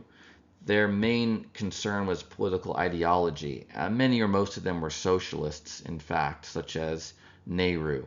B.R. Ambedkar was born a Hindu into the fifth Varna, or the Untouchables. He was adopted by a Brahmin, got a good education, wrote the first draft of the Indian Constitution, and converted to Buddhism later in life, which he regarded as more compatible with, I don't know, his secular, maybe more scientific materialist philosophy. So these independent politicians tended to emphasize the Western values of liberty and equality and democracy, and also the ethnic and religious diversity of India. And they and their successors in the Congress Party ruled India for most of the 20th century. But nowadays, there's another party, the BJP, which is more of a traditional conservative Hindu nationalist or Hindutva party. They dominate the government of India. They have more influence. The Western educated elites are still around and have a big influence in Indian culture, but they've become a bit more marginalized in recent decades due to the rise of the Hindutva movement and the BJP in particular. So modern governors in India, they're less likely to be socialist and secular than the earlier generation of politicians. So I mentioned Hindutva. The name literally means Hinduness. It's a way of referring to Hindu nationalism, or at least that's how it's often termed by Westerners. It has its roots in the 19th century Home Rule or Swarajya movement. In terms of its actually gaining political power in India, it's been increasingly influential since the 1980s. So people in the Hindutva movement believe that Hinduism is a part of the national essence and culture of India. And they think that all Indians, even ones that aren't formerly Hindus, should acknowledge their Hindu tradition, you might say, or the Hinduness of the Indian nation. They want to use Hinduism, the religion, as a means of uniting all Indians together in a common culture, a common identity, a common nationhood. So there's a term, Sangh Parivar. It refers to the family of the various Hindutva social and political organizations. Hindutva is a cultural movement. It has many particular organizations that are involved in it. Two of the main ones are the BJP and the RSS.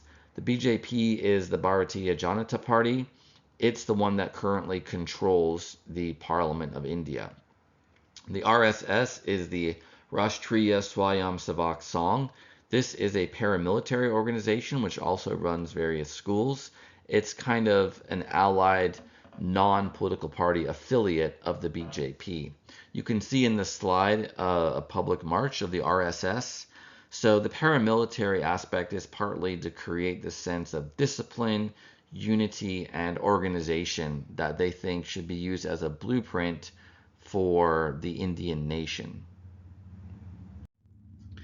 So since independence, many of the Muslims who used to live in India migrated to Pakistan or Bangladesh. The reverse was even more true. So Pakistan and Bangladesh have almost no Hindus proportionately. There still are some, but they make up a very tiny minority. A lot of the Hindus there faced political violence, and so they migrated to India, and vice versa for some of the Muslims in India, although the percentage of Muslims in India is higher than that of the percentage of Hindus in Pakistan.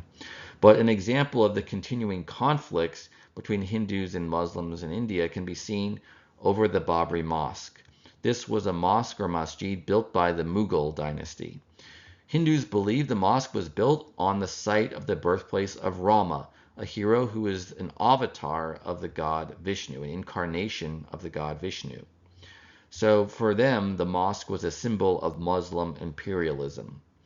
A large mob of Hindus who could be described as motivated by Hindutva ideology destroyed the mosque in 1992. It has since been replaced by the Ram Mandir, a Hindu temple, which was recently consecrated, even though it's not quite completed in terms of its construction. Another example of violence between Hindus and Muslims was the Godhra train burning in 2002. There were many Hindu pilgrims that were on a train ride. They were going to and from the Ram Mandir temple. And there was a fire in one of the rides on their travel on the train, and it killed a lot of the pilgrims. And some of the Hindus blamed Muslims, even though I'm not sure the fire was even deliberately set. It's kind of disputed exactly what the cause was. But this led to Hindu violence against Muslims and vice versa. So there were riots and deaths of both Muslims and Hindus that followed it, unfortunately. It's also probably worth noting here, since we're talking about Hindutva, Hinduness, Hindu nationalism, the relation between Hinduism and the Indian identity, that there's also a kind of fraught relationship between Western scholars of Hinduism and of India and Indians and Hindus themselves. Western scholars, they tend to be more liberal, progressive, or leftist, often secular, and they tend to have a negative view towards Hindutva, whereas Hindutva is quite popular among many Indians and Hindus. And so a lot of the Hindutva people, Hindu nationalists, or just traditional Hindus generally, have a very negative view of Western scholars who they think might be demonizing their religion, their patriotism, their heritage, their identity, and or just mischaracterizing the actual history of Hinduism. I already mentioned earlier the debates around the history of the Aryan migration. However, even though I do think Western scholarship does have a lot of genuine insights, like as far as I can tell, the Aryan migration probably was a real historical event, even though saying that is going to be offensive to a lot of Hindus. Nevertheless, it is true, Western scholarship does have bias in it. It does have a lot of ideology. And because the Western scholars tend to be so secular, atheistic, and more kind of like progressive politically, this can bias them or blind them to certain aspects when studying other cultures. I think it's fair to say. So, an example of a Western scholar who's come under a lot of criticism from Hindus, some of it fair, some of it perhaps unfair, is Wendy Doniger. She's recently retired, is my understanding. She's a professor emerita, so a retired professor, but she previously was the Mircea Eliade Distinguished Service Professor of the History of Religions at the University of Chicago Divinity School, a very prestigious post. She wrote a lot of scholarship, but her most famous is probably her book, The Hindus, An Alternate History, published by Penguin in 2009. But because its account of Hinduism disagrees in several ways with that of a lot of traditional Hindus, her book and she herself came under a lot of criticism and attack among Hindus, both in India and in the diaspora. In the nation of India itself, there was a lawsuit in 2011 against the book for allegedly violating the hate speech laws of India because they regarded some of the scholarship in the book as offending the religious sentiments of Hindus and thus constituting hate speech. And the part of the Indian law they cited was Section 295A of the Penal Code. So this actually led to the Indian, one of the courts, I think, ordering the Indian branch of Penguin to cease publication, although my understanding is that the book was subsequently republished in India by another publisher. But this is just to illustrate how contentious and fraught the Western scholarship of Hinduism can be among Hindus. It can sometimes portray the religion in a way they find inaccurate, offensive, and even hateful. Another example of this type of maybe Western the clash between Western views of Hinduism and those of many Hindus themselves is of the scholar Maya Warrior, who recently passed away, unfortunately, in 2021.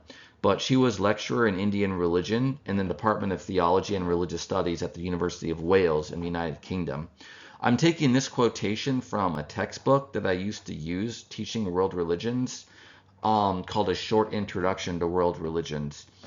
And even though I've taken some ideas and material from that textbook for these slides to give full disclosure, I abandoned the textbook for a variety of reasons. One, I found that I had to add a lot of my own material anyway to give an adequate survey of the various religions. But also, frankly, some of the chapters, some of the scholarship in that textbook, I think illustrates this broader point of the kind of biases or blind sides of Western scholarship. Now, Western scholarship of religions does have a lot of useful information and insights in it, but because it can be influenced by various political ideologies, mainly leftist, but not exclusively, just secularism, atheism or agnosticism, critical theory, postmodernism, etc., it can be difficult for Westerners even to understand more traditional or religious perspectives. On the one hand, this gives them a kind of external point of view, a fresh perspective to look at the religions they're studying. So there's even a good side of the ideology, but it can also limit their understanding, or at least make them biased so that they have trouble not just agreeing with, but just understanding how someone could disagree with them. So here's a quotation from that textbook by Maya Warrior that illustrates this gap in viewpoints. Quote, "Yet many Hindus are not greatly concerned, as Hinduness is not something they explicitly think about. Running counter to these chauvinist and violently exclusivist forms of Hinduism, other forms of Hindu belief and practice adopt a more inclusive, universal orientation, emphasizing values such as social justice, peace, and the spiritual transformation of humanity. Though Hinduism has in fact always been inclusive, encompassing many traditions and practices. Some recent manifestations of Hinduism, especially in the form of Indian gurus addressing Western and/or multicultural audiences, have transcended nationalistic boundaries in their teaching and philosophy," end quote. And that's from A Short Introduction to World Religions, page 77. So, on the one hand, Maya Warrior is correct that Hinduness or Hindutva is kind of like a modern construct. And so it's not necessarily indicative of Hinduism throughout all of its history, much of which has been very inclusivist or open to ideas from other cultures. But on the other hand, look at the way she describes Hinduness: chauvinist, violently exclusivist. So this is not just scholarship. Arguably, there's at least some political ideology or political opposition going into this. And notice the values that she highlights: inclusive, universal orientation, social justice, peace, spiritual transformation of humanity. Those essentially are modern, Western, secular, progressive values. So it's not to say that Warrior's perspective is totally off here. She's right, for example, about the history of Hinduism being a more inclusivist religion compared to, say, exclusivist religions like Islam or Christianity. However, you can see how the political slant could limit her ability to understand and empathize with Hindutva, which is actually a common prominent view among Hindus today. So what about Hinduism outside of India? The vast majority of Hindus are in the modern nation state of India, over 1 billion of them. But Hinduism has existed outside of India, even going back to ancient times. For example, it spread to Southeast Asia and the East Indies a couple thousand years ago. Subsequently, many of the Hindus in those areas became Buddhist and then Muslim. So Hinduism today mainly survives in small pockets, like in the islands of Java and Bali in Indonesia. The modern Hindu diaspora is mostly constituted by Hindus from India who migrated outside the country, especially during the period of British colonial rule, when they would often migrate to other British colonies, sometimes at the invitation or behest of the British government, who might want skilled or productive Hindus from India to settle some of their other colonies, like in Guyana on the north coast of South America, for example, on the Caribbean Sea, or in South Africa, for instance. And then after independence of India, there's been a steady stream of Indian migrants to other countries around the world, including Canada, United States, Australia, United Kingdom, etc., many of whom were Hindu. So many of the diaspora Hindus actually support Hindu nationalism and regard India as the sacred heart of their religion. You can see a picture on the slide of some of the Hindus in Bali performing prayer or puja.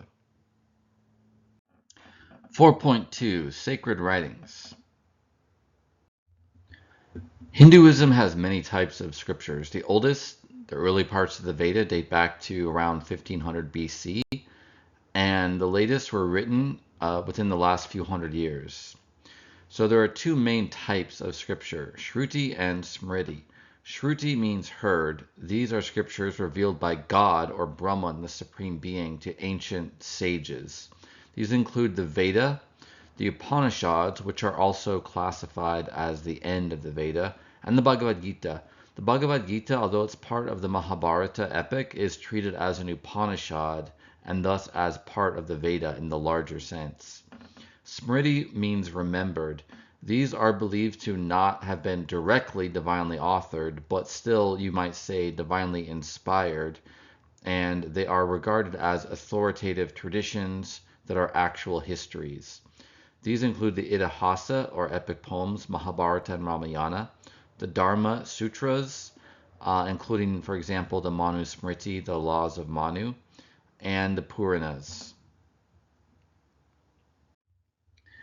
The Hindu scriptures are mostly in Sanskrit, which was literally means refined, but it's the formal version of the ancient language of the Aryans, also referred to as Old Indo-Aryan by scholars.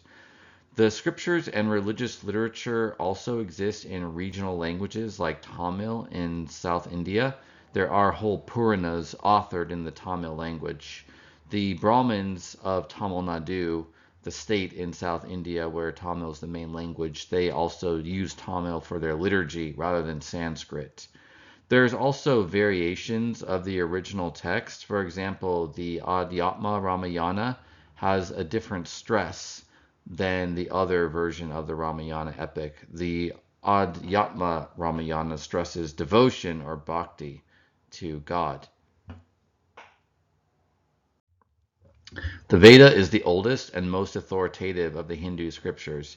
It's the scripture that unites all Hindus together.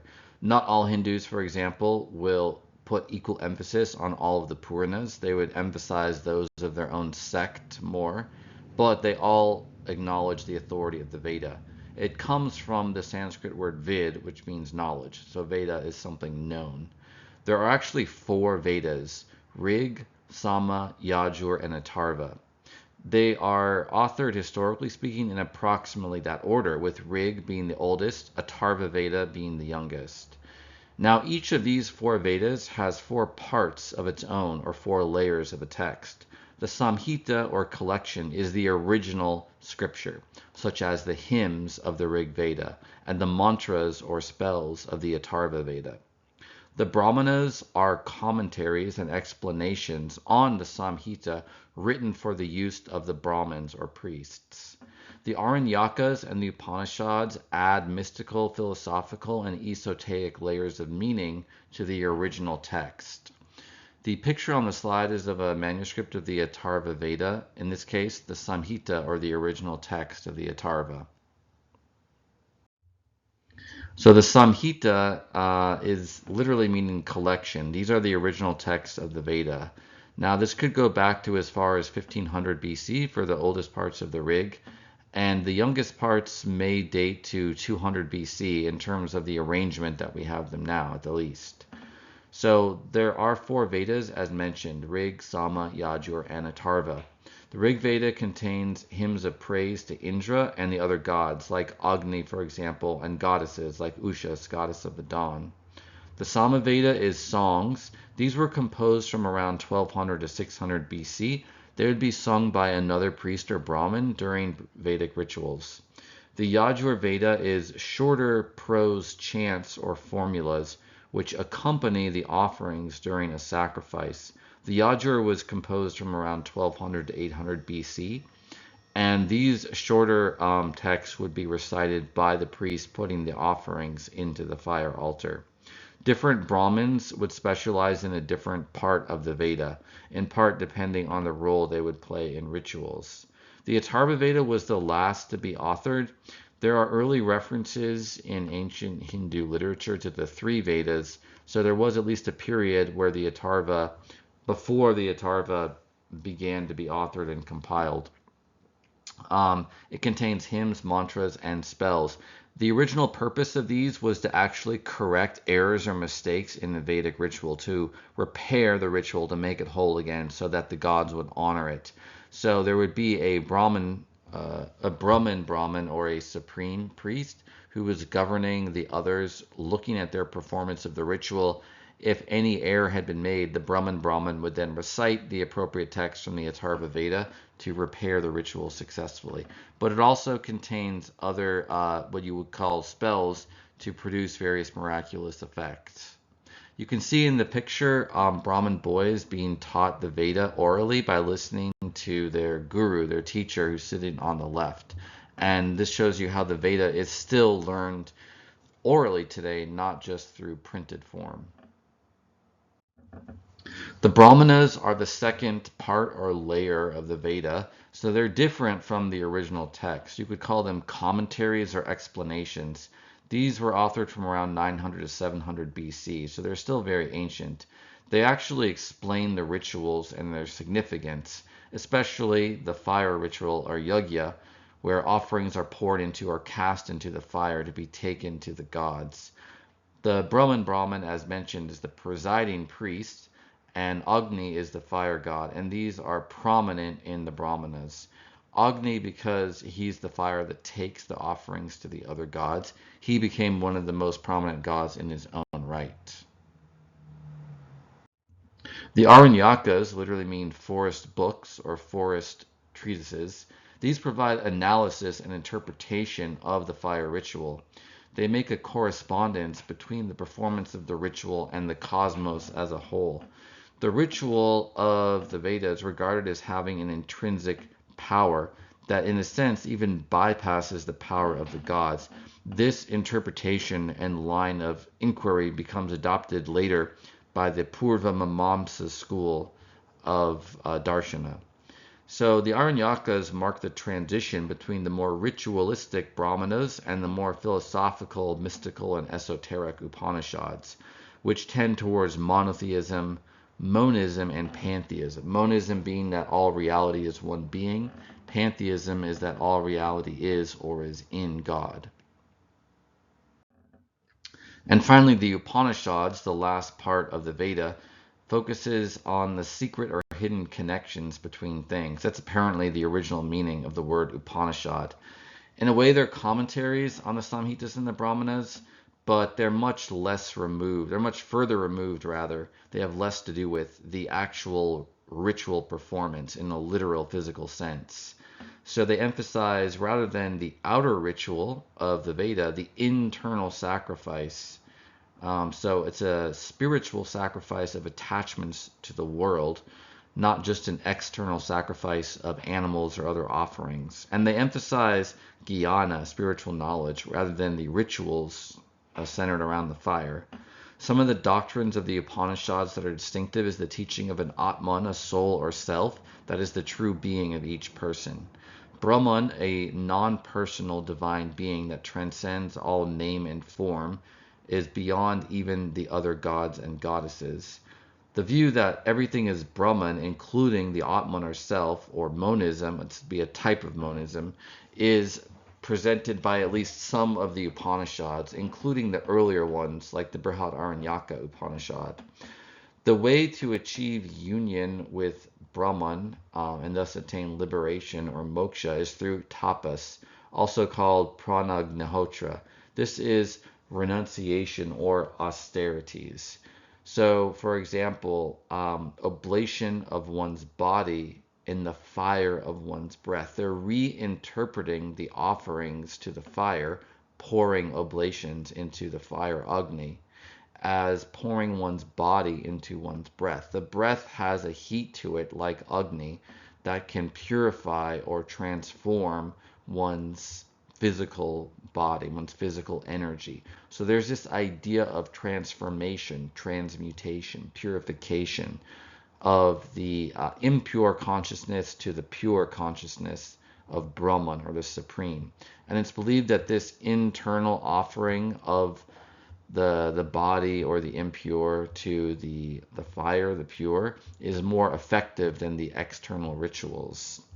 The goal is moksha, liberation. This is union of the Atman, or the true self, with Brahman, or the realization of the actual identity, the true nature of the Atman as Brahman. The picture on the left is of a modern Hindu sannyasin or renunciate. Some Hindu sannyasins do not cut their hair or beard as a form of renouncing the world, because you're renouncing, norms of beauty or self-care of the body and all that kind of thing. As mentioned previously, the teaching on karma, action and result, is a key part of the Upanishads as well, because it's what keeps beings going in the cycle of samsara, of birth, death, and reincarnation. The Dharma Sutras are a type of smriti, or remembered texts. Dharma Sutra literally means a thread or treatise on the Dharma. Sutra is related to the English word suture. A suture can be a thread that you use to bind a wound. So it means thread, but metaphorically it means a thread, a theme that weaves its way throughout a discourse, a treatise, or an essay. The Dharma Shastras are collections of Dharma principles. Shastra means collection. The most famous of which is the Manava Dharma Shastra, or the Manu Smriti, which means or it's translated as the laws of Manu. So this includes a lot of duties and laws binding on all Hindus, but it's based on their varna, their ashrama or stage of life, and their gender. It includes things like how people should greet each other based on their varna, their age, etc. So this is not followed in all details by modern Hindus, but it is regarded as an ideal towards which society should strive. The teachings of the Dharma Sutras are that obeying Dharma is a necessary condition for obtaining moksha. So you can't only practice renunciation, you also have to respect this eternal law that has a divine source. The Itihasa are the epics. Literally, the word means history. So these are stories about the gods, human heroes, and the avatars or incarnations of the gods. Hindus are believed to have a duty to know these stories, especially, well, the two main epics are Ramayana and Mahabharata. And it's thought that studying these epics can be helpful towards progressing towards moksha. So, in a way, their history, their culture, from the outside perspective, their mythology, but they're also believed to have religious and spiritual significance as well. Traditionally, Valmiki is credited as being the author of the Ramayana, and Vyasa as being the author of Mahabharata. Modern scholars believe that each epic is a compilation of folktales, songs, and heroic stories composed to honor kings. And each of these parts was probably composed by different authors over a period of centuries before being edited together. And originally, they would have been recited orally before they were actually written down. The Itihasa have common themes. There's often a righteous prince excluded from kingship unjustly and forced into exile.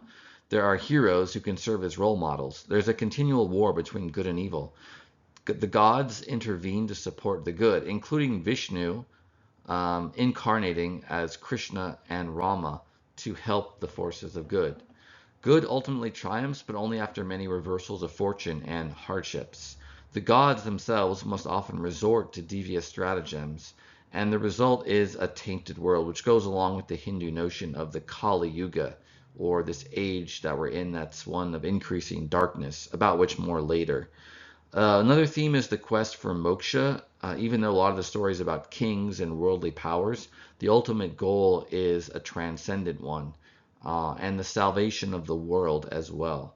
And both of the epics include avatars of Vishnu, so they are often aligned with Vaishnava Hinduism or Vaishnavism. The Ramayana, its main hero is Rama, who's an incarnation of Vishnu. The Mahabharata, Krishna is not the main hero, those are the Pandavas, 5 brothers. But Krishna is an ally of the Pandavas and helps them in their struggle against the Kauravas, their evil cousins. So the Mahabharata is an epic about a struggle between the Pandavas and the Kauravas, two sides of a royal family who are disputing over the kingship of Bharat, an ancient Aryan kingdom. The Pandavas are 5 brothers. They are the heroes. They're all married to Draupadi, who's their virtuous wife. The story behind that is that Arjuna won the hand in marriage of Draupadi through victory in an archery contest. Arjuna is actually the most skilled archer, according to the story. And he returned home with his brothers, and their mother asked them where they had been, and they said they had won prizes at a contest. They were embarrassed to admit to her what had actually happened. And she said, well, whatever you won, you have to share equally between you. And they agreed, and so they collectively became husbands of Draupadi. Draupadi was won by the Kauravas when Yudhishthira, one of the Pandavas, was duped into a game of dice with the Kauravas, with loaded dice that they had prepared because they're evil. And Yudhishthira, though, was actually kind of a bit of a gambling addict in the scene. He couldn't stop playing, and so he ended up losing the kingdom and even their wife Draupadi. And the Pandavas had to go into exile. They returned. There was a large battle, the Battle of Kurukshetra, where they were ultimately victorious. So Kurukshetra can sometimes be called a war or a series of battles. Sometimes it's just described as one battle, but it was the decisive conflict between the Pandavas and the Kauravas. The Kauravas were ultimately defeated, but this victory marks the beginning of the Kali Yuga, the age of evil, in which vice and sin will continue to increase until Vishnu incarnates again and restores the Dharma. In the Kali Yuga, there's a gradual decline of honor, compassion, and chivalry, which you can see at the end of the Mahabharata. The Ramayana is an epic telling of a war between Rama and Ravana. which symbolizes the confrontation between good and evil in the world. Rama is the hero of the story. He's a prince of Kosala, and he's an avatar of the god Vishnu. The capital of Kosala is Ayodhya, which is where the story begins, when Rama is still a prince living in the palace. He loses the kingdom because his father had previously promised his third wife, who is not the mother of Rama, but rather of his half-brother Bharata. The king had previously promised his third wife, Kaikeyi, that he would give her whatever she asked for, and a maid of hers convinced her to ask that her son, Bharata, should inherit the throne, rather than Rama, the eldest son of the king. So the king thought that he had to abide by his promise to his wife, and Rama actually agreed. And so the promise specifically compelled him to force Rama into exile for 14 years, and to have Bharata be the favored heir in the palace of Ayodhya. So Rama goes into exile with his wife Sita, who is regarded by Hindus as an avatar of Lakshmi, or Sri, the wife of Vishnu. And also with Rama and Sita in exile were Lakshmana, another younger brother of Rama from the king's second wife, who was loyal to Rama. When they're in exile, at one point, Ravana, the king of the demons, kidnaps Sita. And this was kind of like part of a longer story in which a demoness, the sister of Ravana, had tried to seduce Rama and failed. And this led to some violence and retaliation between the demoness, or Rakshasi, and Rama and his allies, until the demoness got help from her older brother Ravana to get vengeance against Rama. And so Ravana kidnaps Sita, takes her to his island of Lanka, and Ravana is a demon king, so he has armies of hundreds or thousands of demons following him. And Rama is kind of at a loss. How is he going to get his wife back when he only has a small number of followers with him? But that's when he meets the Varanas, who are forest-dwelling creatures often depicted as monkeys, like you can see in the illustration on the right. They're shapeshifters. They have magical powers, one of whom is Hanuman. He's one of their captains. And he becomes an ally of Rama and is able to get his people, the Varanas, to fight alongside Rama.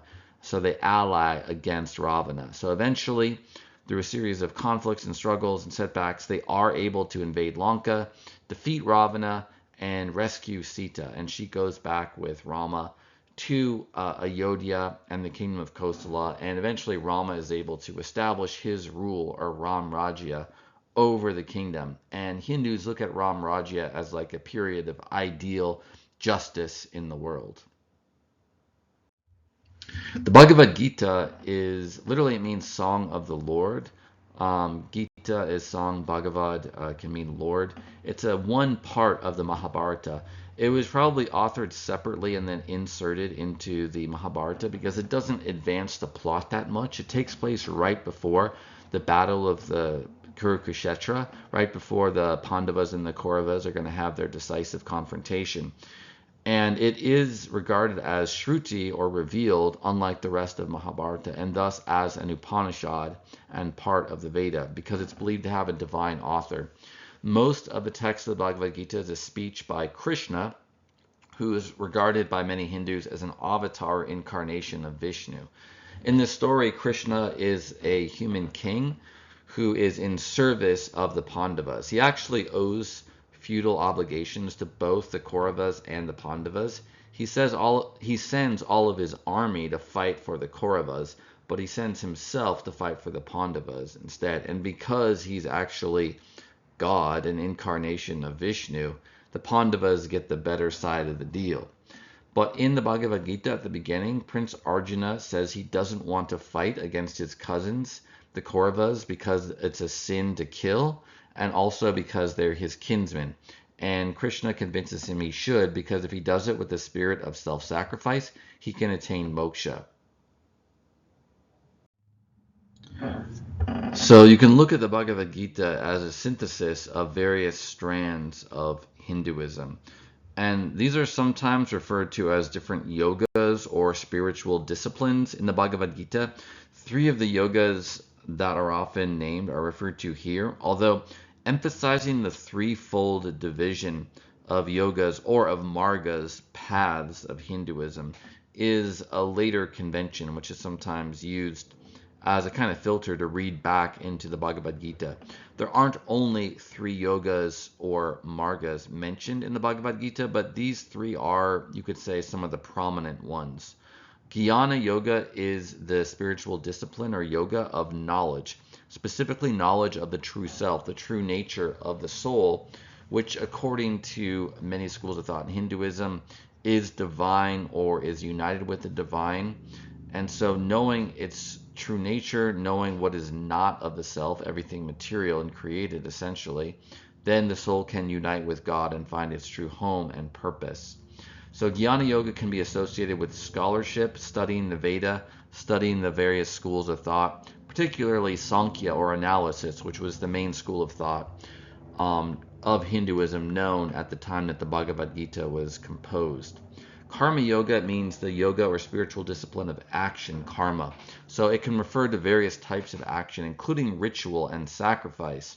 So the notion of the Bhagavad Gita is if you perform Vedic ritual with the spirit of selflessness, without attachment to result, nishkama karma, or karma action without desire, nishkama, without attachment, then it can be a way of purifying the soul and attaining union with the divine.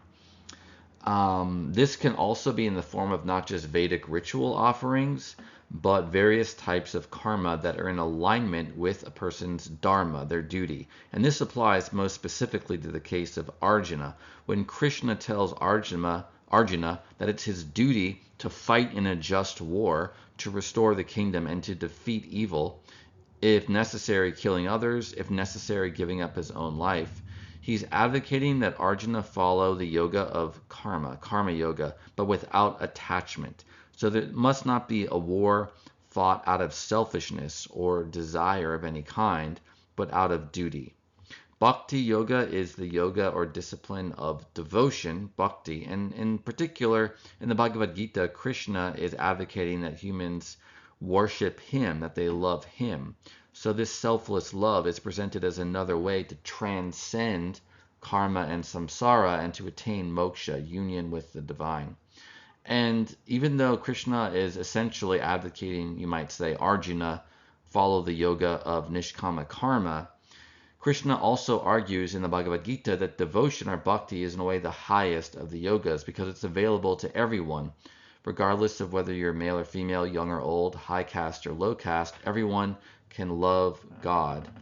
And the devotee or worshiper is portrayed as being greatly loved by Krishna, who's a gracious, personal God with whom the person can have a relationship, just like another human. This is a new teaching in Hinduism that appears to originate with the Bhagavad Gita. If there are older texts that have it, I don't think they're known anymore. So this could be regarded as the root or the basis for the Bhakti tradition of Hinduism. Bhakti enables salvation for all castes and for both men and women. It's equally accessible. The Puranas are another Smriti or remembered text that are ancient stories of the gods and their avatars or incarnations. Traditionally, 18 major Puranas are identified, 6 for the god Brahma, the creator god of the cosmos, 6 for Shiva, and 6 for Vishnu. There are many Puranas associated with minor gods, deities as well, and some with sacred places like temples or other sacred sites. So the contents of the Puranas are wide-ranging. They include legends, genealogies, codes of law, so overlapping here with the Dharma Sutras, descriptions of rituals to be performed at temples, pilgrimages to holy places, etc. They are the basis for much of later Hindu theology, belief, and practice, such as how to perform the rituals at the temples, as opposed to the earlier pattern of Vedic rituals to the fire. This is an illustration on the slide showing the goddess Kali leading the matrikas or mother goddesses from one of the Puranas. 4.3 Beliefs. Hinduism has considerable diversity of belief and practice. This is true of all major world religions, like the various denominations of Christianity or the various sects of Islam, for example. But it's even more so with Hinduism. It's a very pluralistic religious culture. There is an inclusivist aspect of Hinduism, as noted previously, where they will sometimes borrow gods or practices or even doctrines or theologies from other religions or traditions, or at least be open to their influence. An example of that is the Nirguna Bhakti movement in medieval Hinduism, which was aniconic and tended towards monotheism like Islam, although it still tended to recognize karma and samsara, as with most other Hindus. What then is the basis for unity in Hindu belief? As mentioned previously, all forms of Hinduism are rooted in the Veda and Brahmanism, or the rituals of the Brahmins.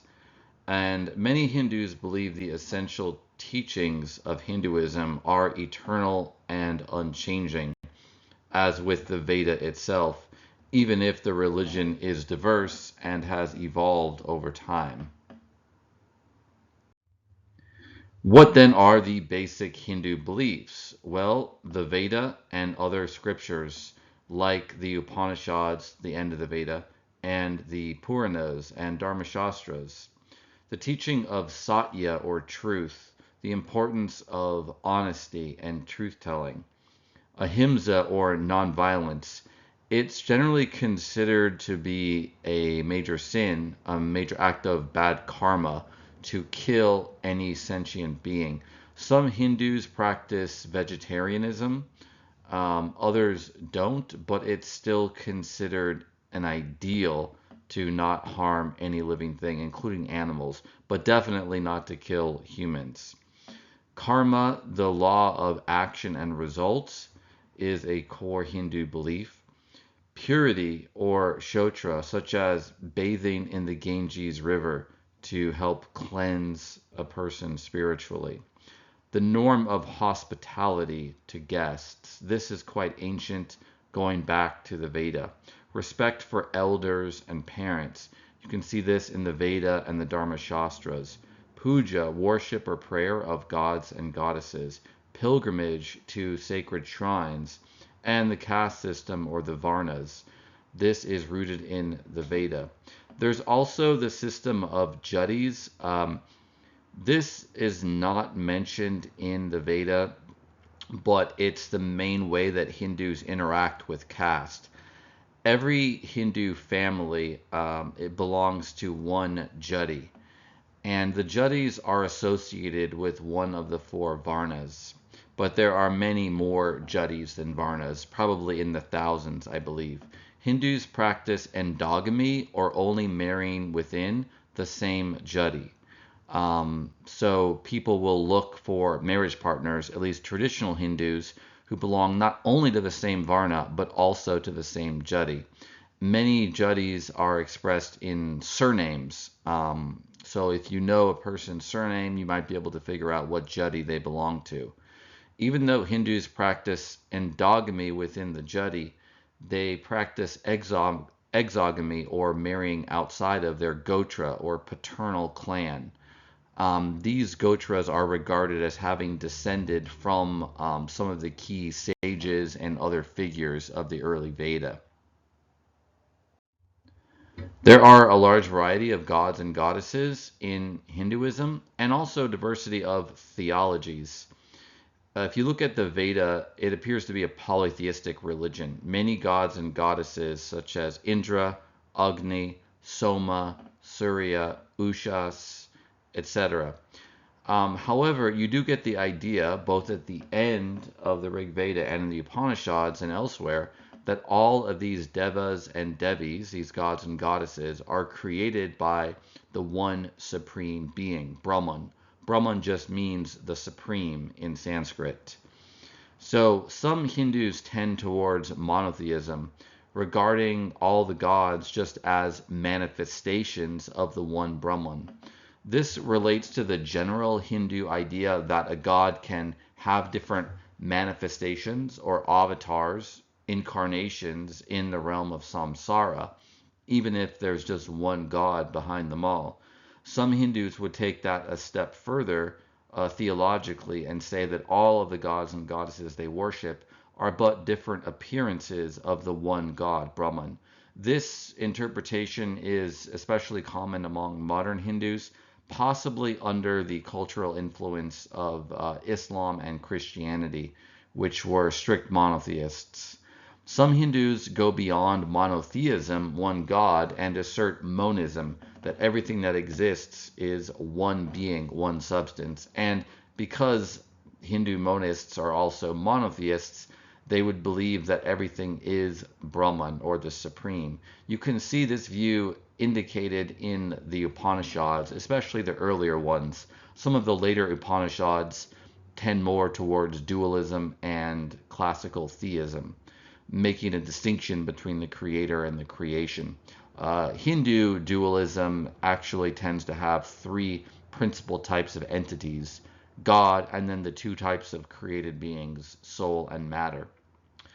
And then there are even some Hindus who might be classifiable as atheist.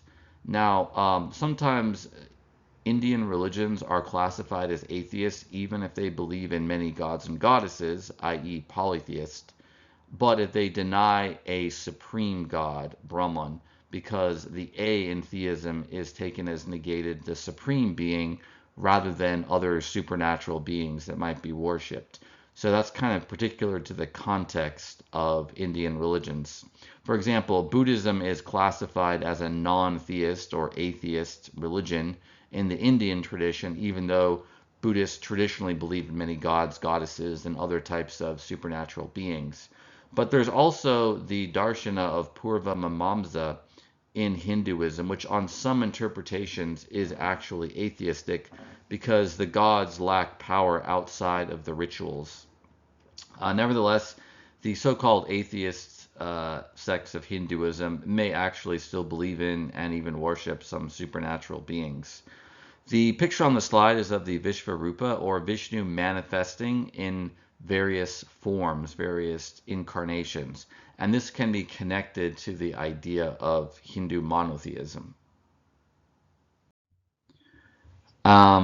So Brahman is the supreme being, and Brahman is generally regarded as capable of manifesting in many different forms, whether male or female, baby or friend or king, mother or lover, or even non-human forms. Brahman is thought of in two main aspects: nirguna and saguna. Nirguna means without characteristics or without form that's perceptible to the senses or intellect. This is a transcendent aspect or understanding of Brahman, goes beyond any namarupa, any name or image that can be associated. This is similar to the transcendent view of God in Judaism, Christianity, and Islam. However, Hindus also speak of Saguna Brahman, or God with form, with visible or otherwise perceptible appearance. This is usually used to indicate God as incarnated in a particular form, a particular god or goddess. And Brahman is also believed to be capable of manifesting as a human guru or saint. So some human Hindu saints have been regarded as manifestations of God, or themselves avatars. Monism in Hinduism is mostly associated with the Advaita school of Vedanta, the notion that what we think of as the universe is actually just a play of form, a play of sensation, maybe an imaginary play in the mind of God, and that God is in every sentient being, which may appear to be different but actually share one divine consciousness. An example of the Advaita Vedanta school of Hindu thought in relatively modern times is Vivekananda, who helped bring Hinduism, Advaita Vedanta philosophy, and Hatha Yoga to the West in the late 18 and early 1900s. So he's been quite influential on how Westerners perceive Hinduism.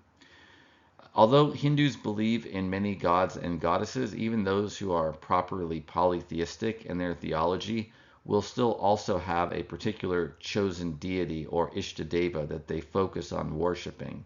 This is the god or goddess to whom they're especially devoted and whom they typically regard as their means to salvation or liberation. So, there are various views about the relation between Brahman and the various devas and devis, gods and goddesses. Gods and goddesses can be worshipped as distinct beings with their own stories and iconography. They can also be worshipped just as appearances, forms, or manifestations of Brahman. These two interpretations are analogous to, on the one hand, the Christian view of angels as divine but created beings, and on the other hand, the Christian view of the Trinity as three persons that are all still God. Hindus, however, who believe in the devas as created beings, which I'm comparing here to the Christian view of angels, the difference is that Hindus will still worship the various gods and goddesses, unlike Christians who won't worship angels. There's many gods and goddesses in Hinduism. There's no specific number, probably hundreds or thousands of named gods. There are smaller groups of gods, 3 and 5 most typically, that may be worshipped together or named and honored together. Main example is the Trimurti, or three images, which is sometimes called the Hindu Trinity: Brahma, Vishnu, and Shiva. These were later conceptualized as creator, preserver, and destroyer.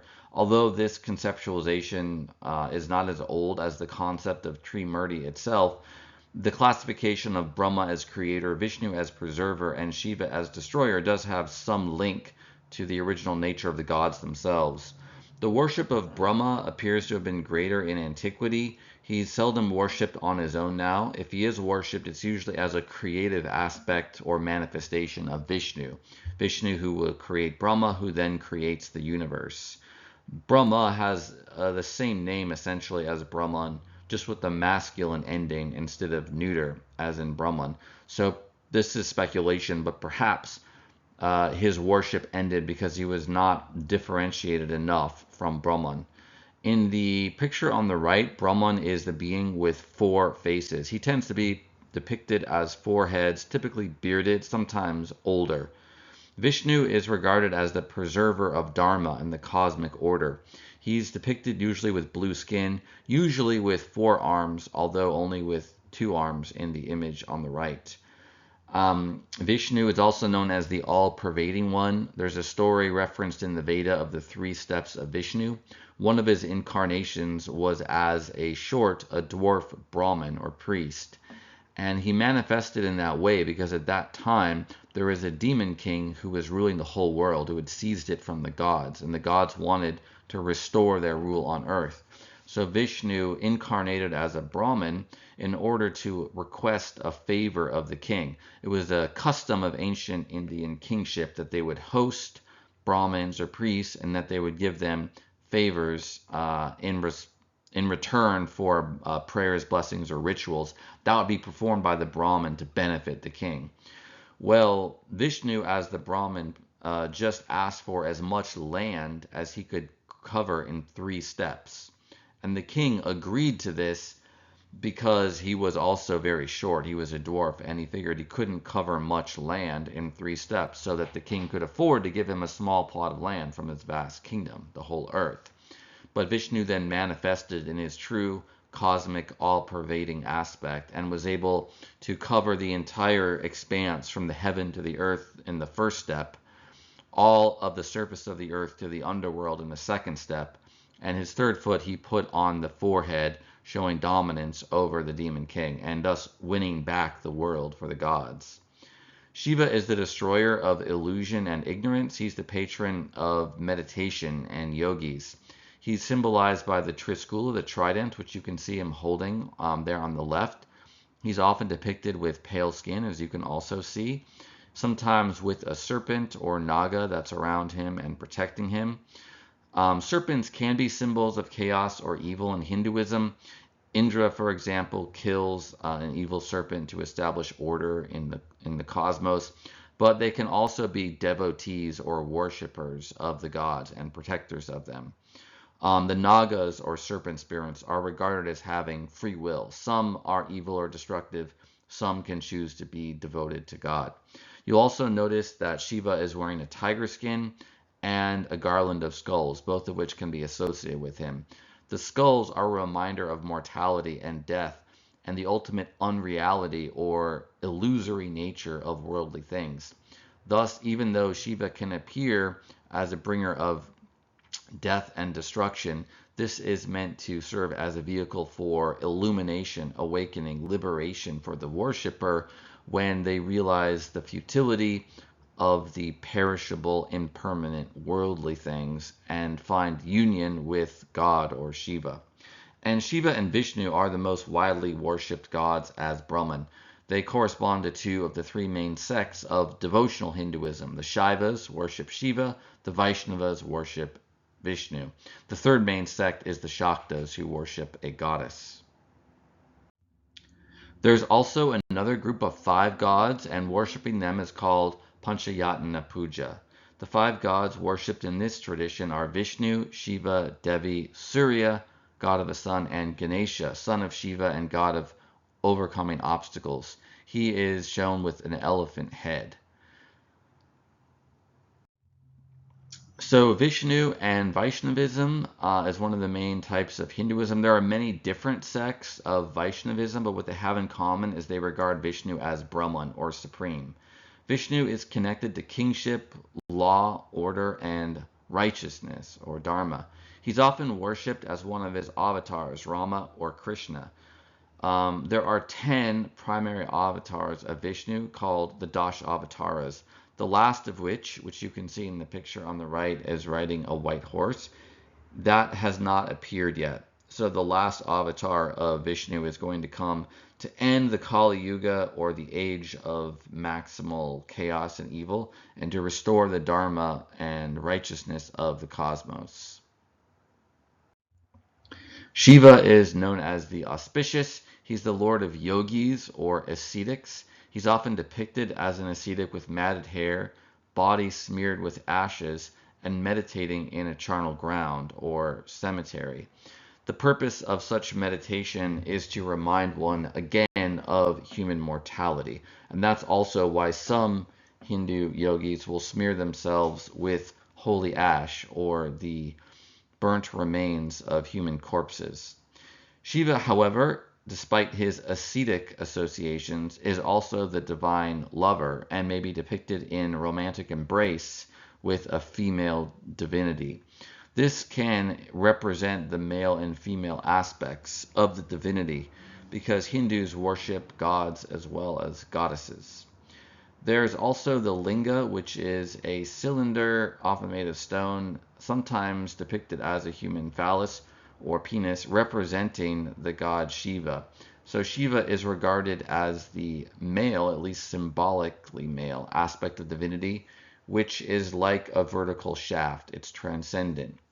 The female aspect of divinity is represented by yoni, or a flat platform. These also connect to the Vedic fire ritual, in that Brahmins will only make a fire for the ritual using a fire stick that they rub between their hands on a wooden platform that serves as a base. The friction between the fire stick and the fire base is created, and the heat therein can be used to start a fire. So that aspect of the Vedic fire ritual gets reinterpreted in the later imagery of male and female divinity. You can also see this referenced in the Upanishads. So Shiva's two sons are Ganesha, the elephant-headed god of overcoming obstacles, and Skanda, or Murugan, who's the god of war. Shiva is regarded as revealing the ultimate nature of reality, of life and death, of the cycle of creation and destruction, and of both sides of that, the ascetic or world renouncing, and the erotic or the contributing to the cycle of life and rebirth. Devi is a generic name for a goddess, and Shaktas are worshippers of one goddess whom they regard as the supreme. Shakti literally means power, strength, and force, but it's most connected to the female side of divinity, which is regarded as more manifest in the world, and the male aspect of divinity tends to be regarded as more transcendent or not manifest. Mahadevi means the great goddess. The goddesses, various ones like Parvati and Lakshmi and Saraswati, may be seen as distinct beings or as diverse forms of the one Mahadevi. The goddesses can be either restrained and demure or dangerous and violent. The restrained goddesses are often called cool by scholars. They are like Sita, they will demonstrate wifely virtue, integrity, and courage. The hot or dangerous goddesses show the destructive side of Shakti, such as Durga and Kali. These are actually warrior goddesses who wield weapons and defeat demons and evil, and Kali in particular is bloodthirsty. She's often shown wearing a garland of demon heads, for example, of the evil beings that she's slain. Mother India or Bharat Mata is sometimes worshipped as a goddess. There's also the Shakti Pittas, which are centers of goddess worship. The Ganges and other rivers are traditionally usually associated with goddesses. So even the goddess Saraswati is associated with an ancient riverbed that dried up over 3,000 years ago, probably connected to the end of Indus Valley civilization. In any event, the Ganga River is often thought of as a goddess as well. And in the slide is a picture of another goddess, Lalita or Tripura Sundari. So these goddesses, some of them are regarded as consorts or wives of the gods. There's also the term Adya Shakti. This can be translated as goddess, but it has the connotation of the consort of a male god. Shakti or divine power is often thought of, female divine power is often thought of as the female counterpart to the male divine power. So this corresponds in the Trimurti to the Tridevi, or three goddesses. So the Trimurti are Brahma, Vishnu, and Shiva.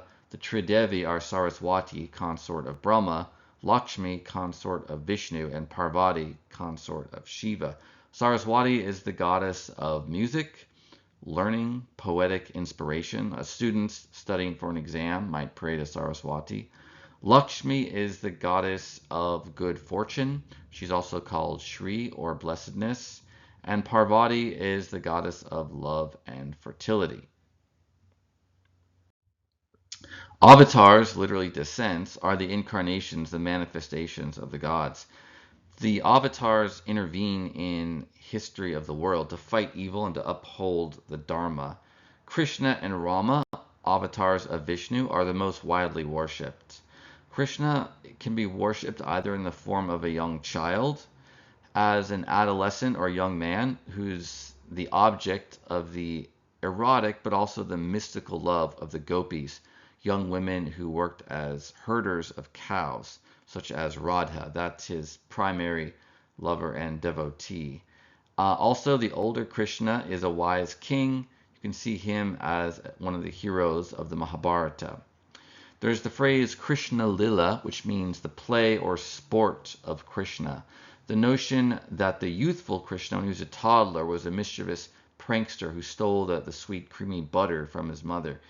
But the play of Krishna can also refer to the cosmos as the plaything of Brahman, that all of the forms that are appearing are just a kind of play or imagination within the mind of the Supreme Being. In the Bhagavad Gita, Krishna teaches moksha to Arjuna and reveals himself as the supreme God. Krishna appears to have been perhaps originally his own God. His name means the Dark One. His name is not mentioned in the Veda, as far as I know, on the early Veda anyway. And he's associated with cows. he becomes associated at some point with Vishnu, perhaps around the time that he entered Hinduism or Vedic religion. And because Krishna is the protector of the cows, that is probably the main explanation for why cows are regarded as sacred in Hinduism, and it's regarded as a great sin to kill cows, even though cow sacrifice was one of the ancient Vedic rituals. And again, that probably would have been prior to the time in which Krishna became widely worshipped. So some followers of Krishna today still appear to worship him as a god separate from Vishnu, although it's more common to connect him to Vishnu and to regard him as an incarnation of Vishnu. Rama, the king of Ayodhya, is regarded as an ideal ruler and restorer of the Dharma. He has been popular for a long time in northern India as one of the main manifestations of Vishnu. He's now the main god associated with the Indian nation and with Hindu nationalism because he himself was a great and wise king. So Ram Rajya is the phrase used to refer to the rule or the reign, Rajya, of Ram. This was a golden age of justice, harmony, and prosperity. Murtis or images are worshipped in Hindu temples, and these usually depict a particular god or goddess.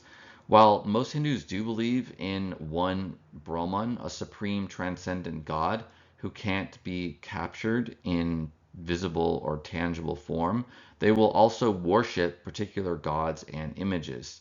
Hindus believe that the power or Shakti of a god is present in their consecrated image.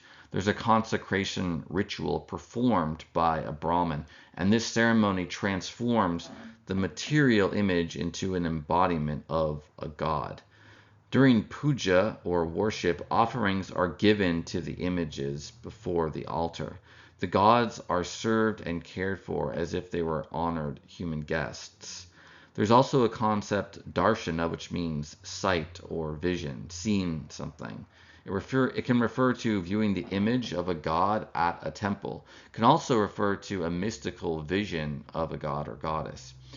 If you have darshana of a consecrated image where the god is present, this is regarded as bringing good fortune, sri, grace, and merit. And it's believed that devotion or bhakti to a god is facilitated by such darshana. The picture on the slide is of the goddess Durga, who is one of the fierce goddesses, the slayer of demons. You can see in each hand she's holding a different weapon that she uses to kill evil. She's also riding a lion or a tiger, and she and her tiger help destroy the demon you can see there on the lower right. Dharma can mean social order or cosmic order or the duties of an individual based on their caste, varna, their ashram, stage of life, or their sex. So it's also connected to some of the names for Hinduism, Sanatana Dharma or eternal law, and Vedic Dharma or law of the Veda. In the Bhagavad Gita, it says it's better to do one's own duty imperfectly than another's well.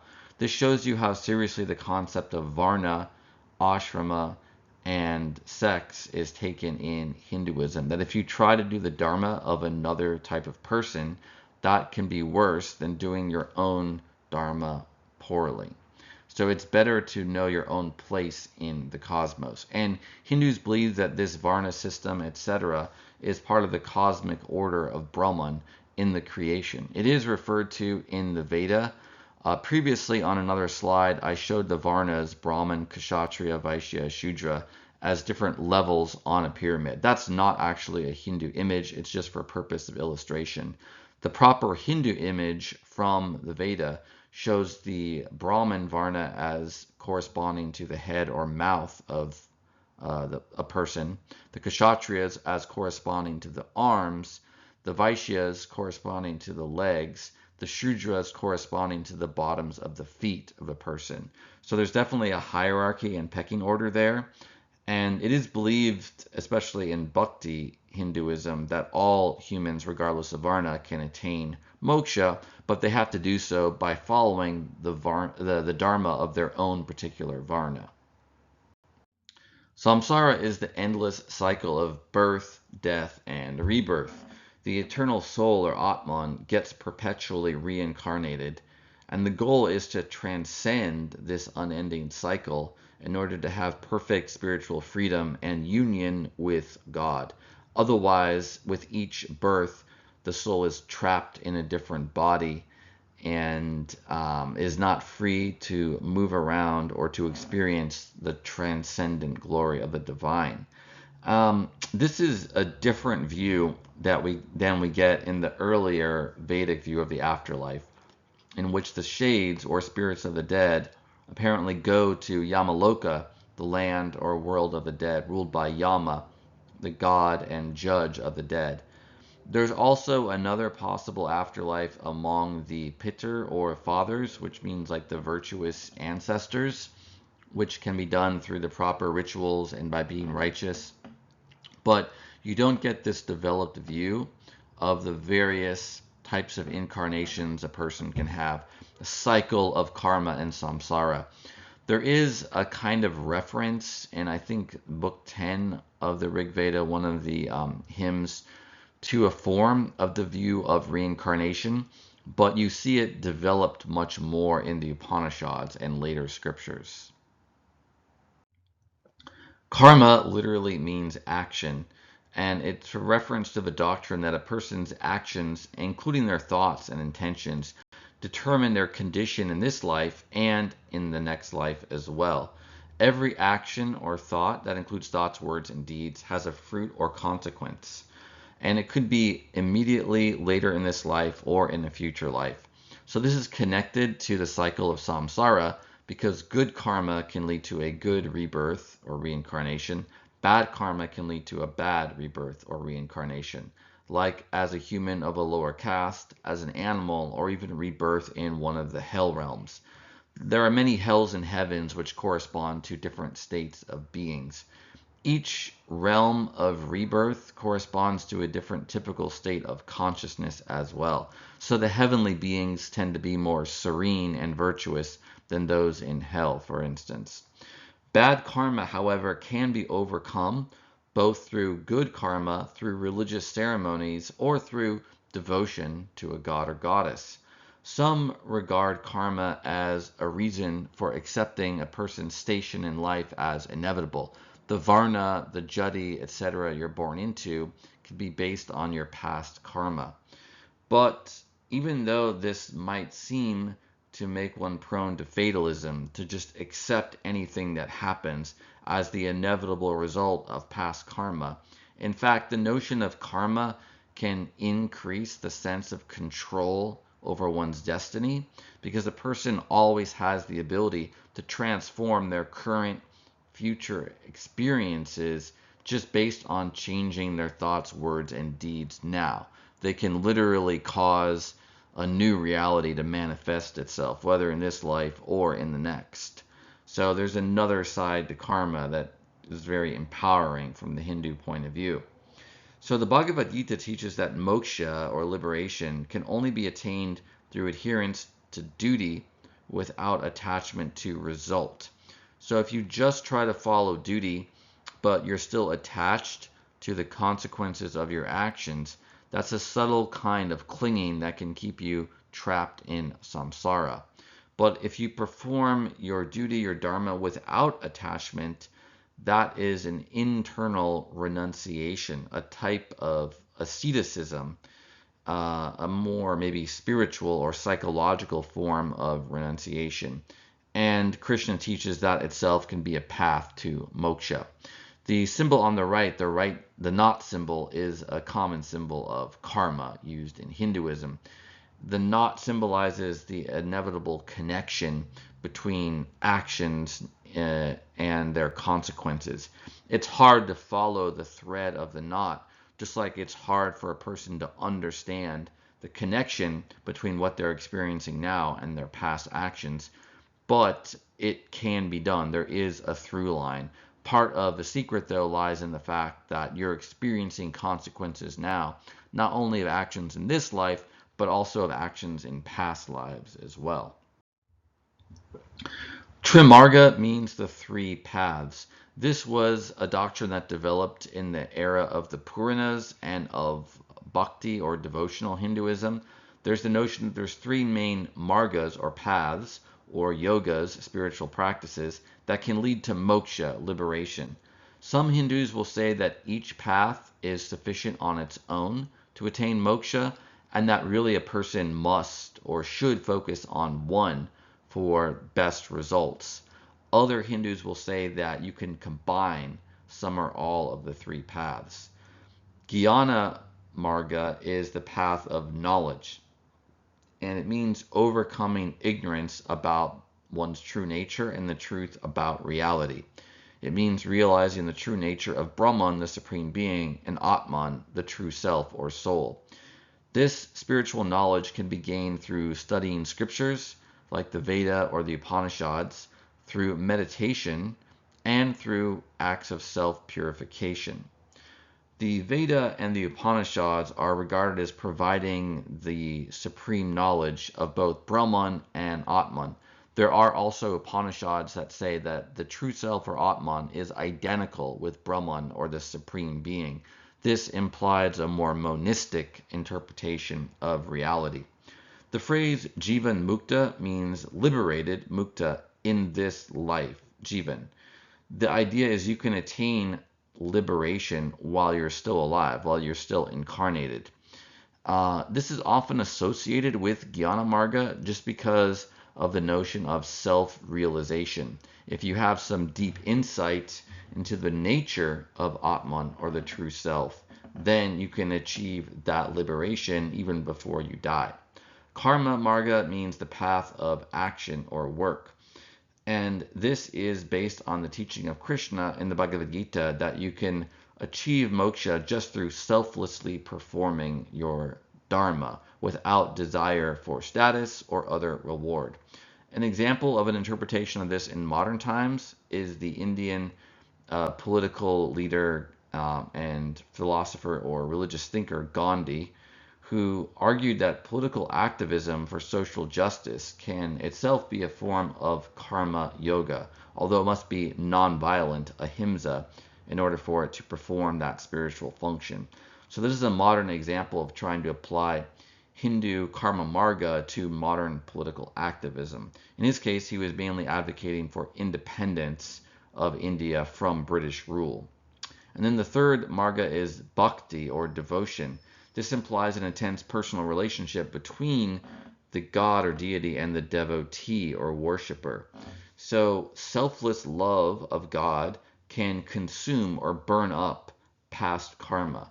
This imagery of burning up karma goes back to the Upanishads, where the tapas or austerities are regarded as generating a kind of spiritual heat, analogous to the fire of the Vedic ritual, that will purify through burning away past bad karma or other impurities.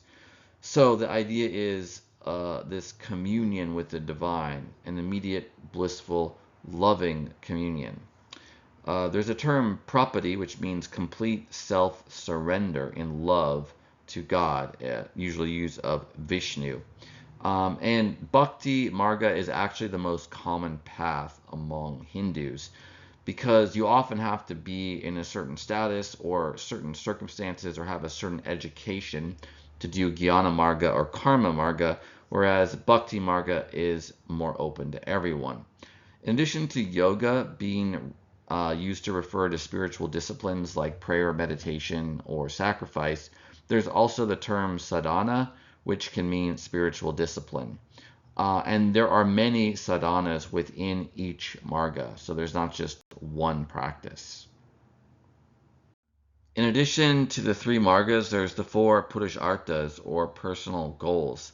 These, unlike the margas, have a hierarchy. Moksha is the highest goal, kama is the lowest goal. Dharma and moksha are the goals connected to religion.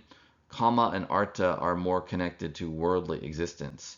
Kama means pleasure or desire, and it may only be pursued if it accords with dharma. Sex is the most intense form of kama. Other forms include play, sports, arts, literature, recreation of various kinds.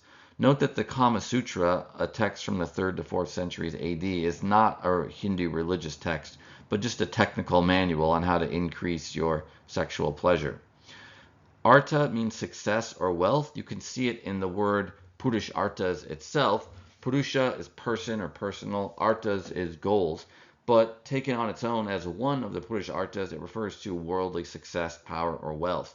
This is only proper if it's pursued without desire, anger, or greed, and if its pursuit accords with the Dharma. There's a text called the Artha Shastra by Kautilya, authored in the 3rd or 4th century BC, and this argues that prosperity or artha is the basis for a well-ordered state or government, and that people in general need at least some artha to practice religion. The third Purushartha is dharma, law or duty.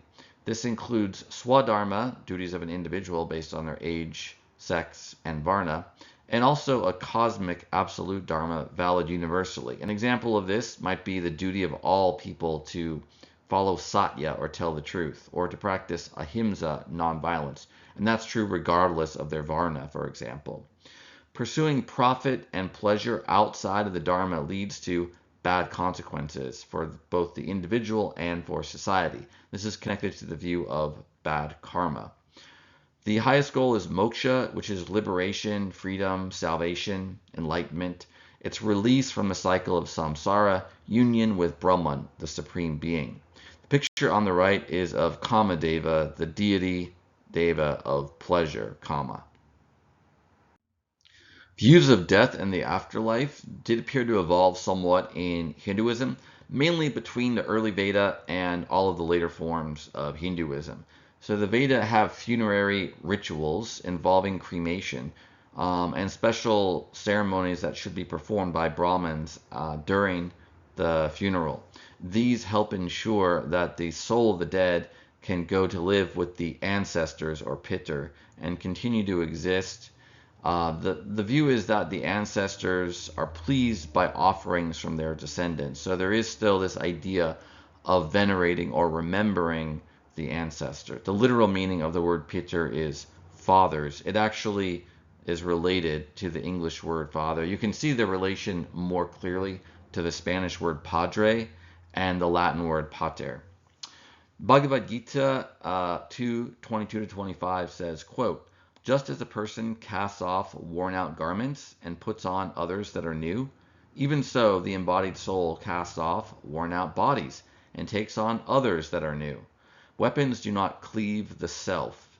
Fire does not burn the self. Waters do not drench the self. Winds do not parch the self. The self is the same forever, unmanifest, unthinkable, still, unquote.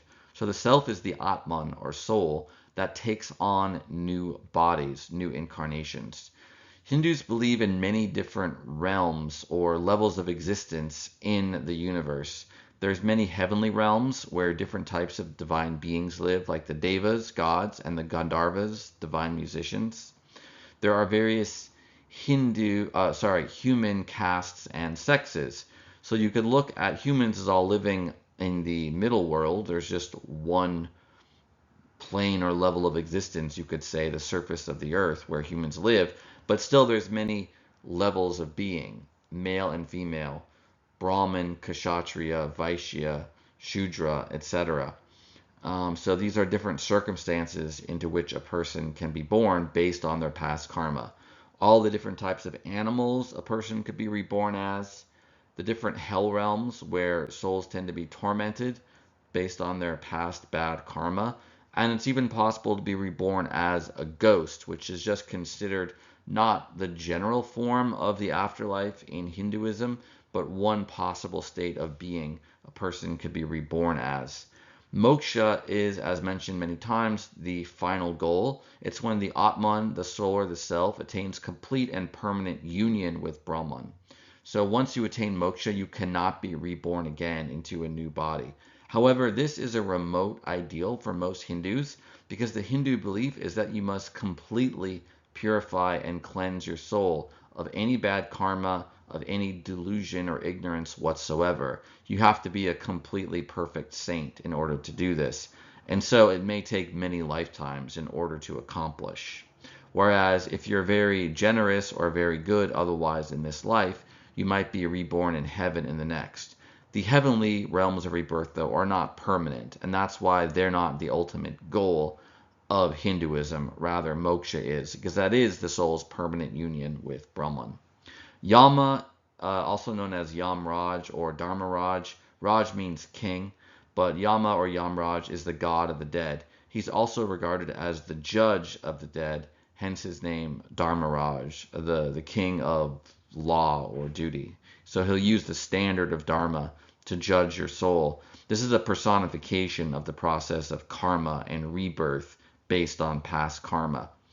Ghosts can be called pret or bhuta, and they may possess or haunt the living. A person may be reborn as a ghost if they're still obsessed with something from their past life. So the ghost may haunt areas where the person previously lived in their past life, and they have to often resolve that kind of hang up before they're able to go on to another incarnation. The Hindu view of time is of cosmic cycles, periodic creation, preservation, destruction, and recreation of the cosmos. The world is periodically destroyed by fire, returns to a chaos. Then after this destruction, there's dissolution or pralaya into an unevolved state, from which Brahma, the creator god, recreates the universe and the cycle begins anew. The periodic destruction by fire is also indicated in icons of Shiva, Nataraja, king of the dance, where he's often shown surrounded by a circle of fire, with that fire representing Shiva's role as destroyer of the cosmos before its recreation. There are many units of time in this cosmic cycle. It's on a vaster scale of time than humans are accustomed to. One of the main units is the kalpa, or so-called day of Brahma, the god of creation. One kalpa is 4.32 billion years long. Each day of Brahma is divided into 14 Manvantaras, or periods of Manu. Manu was an ancient Hindu sage, the sole survivor of a great flood that covered the world, who transmitted his Dharma and the Dharma Shastras, the laws of Manu, the Manu Smriti, to later humans. Similar figure to Noah of the Hebrew Bible, or Utnapishtim of ancient Sumerian religion. Each Manvantara, or period of Manu, has 4 Mahayugas, or great ages. Maha means great, Yuga means age. And each great age is divided into 4 Yugas. These are in order: the Krita Yuga, Treta Yuga, Dvapara Yuga, and Kali Yuga. Humans are now living in the Kali Yuga, the worst and the shortest. With each yuga, there's a decline in the dharma. Humans become more and more vicious, less pure, less able and willing to perform their duty. The names of the yugas are somewhat interesting, even though chronologically the first one that happens is the Krita. Its name literally means fourth age in Sanskrit. Treta Yuga means third age, Dvapara Yuga means second age. So what's going on here? This is counting backwards from the current age, the Kali Yuga. So the Kali Yuga would be the first age. The second age, counting back from that, is the Dvapara Yuga. Third age, counting back, is Treta. Fourth age, counting back, is Krita. The Krita Yuga, though, is also known as the Satya Yuga, or the age of truth, because that's when the beings were most able. They spontaneously performed their dharma.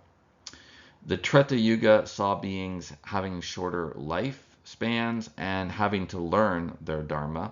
The Dvapara Yuga shows beings having to struggle against evil. This is often the mythic past in which the epics are set. So the Ramayana and Mahabharata are often interpreted as happening towards the end of the Dvapara Yuga, before the Kali Yuga began. And the Kali Yuga is the most depraved.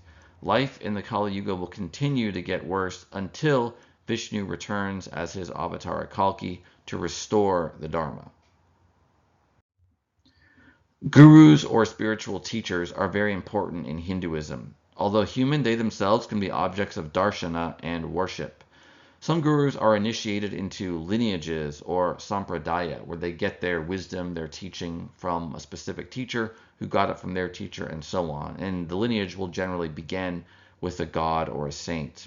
Other gurus can gain their status by virtue of their personal charisma, teaching ability, or spiritual gifts, typically in the form of miraculous powers.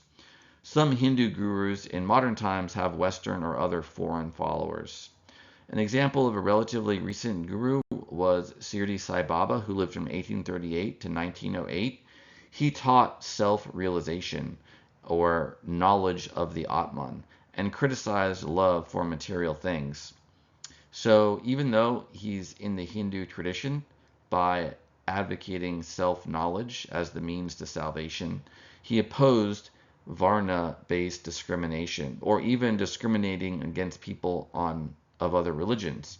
He had both Hindu and Muslim followers. He did not identify as either religion, kind of similar to what happened in previous centuries as part of the Nirgun Bhakti movement. Shirdi Sai Baba taught that all religions are paths to the same goal. Now, not all Hindus believe that, but the fact that that view exists at all within Hinduism shows that it's a much more inclusivist religion than, for example, Christianity or Islam, which tend to regard their path as the only one that leads to salvation. Shirdi Sai Baba was regarded as an avatar of the god Dattatreya by his Hindu followers in particular. Dattatreya is himself an avatar of the Trimurti. He's depicted as having 3 heads and 6 arms. He's a monk and also a lord or master of yoga, i.e. meditation and austerities. A more recent guru was Satya Sai Baba, who lived from 1926 to 2011.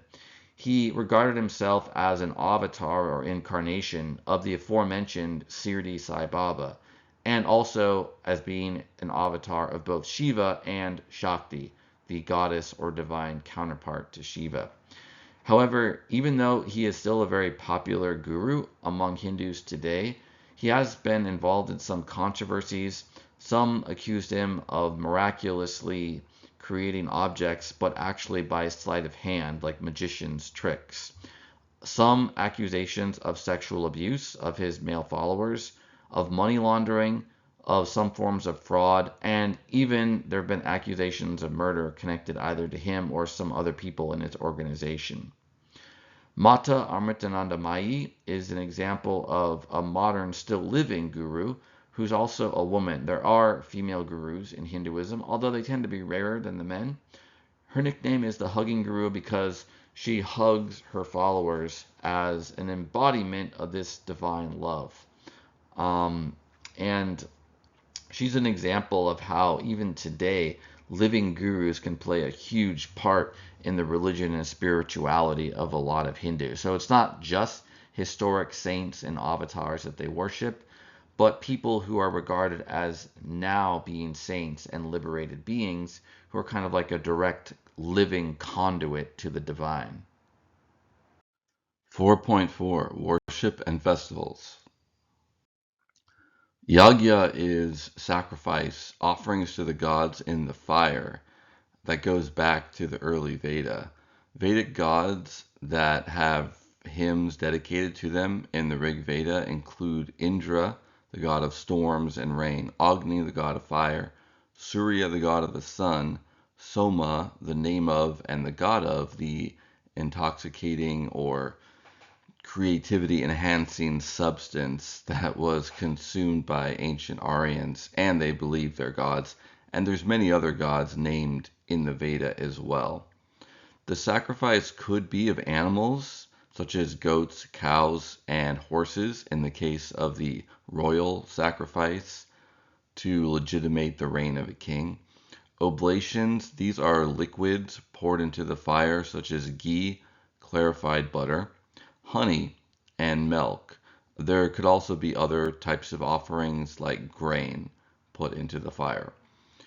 The Upanishads and other later scriptures interpret the meaning of the sacrifice in a more spiritual way, as mentioned before, in the sense that the ultimate sacrifice is that of one's attachments to all worldly things, all things that are not the true self, or attachment to anything that's not the supreme being, Brahman.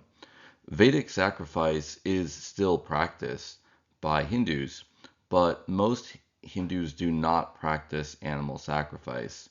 It's considered taboo, a great sin, to harm a cow, much less kill them. in large part because they're sacred to Krishna.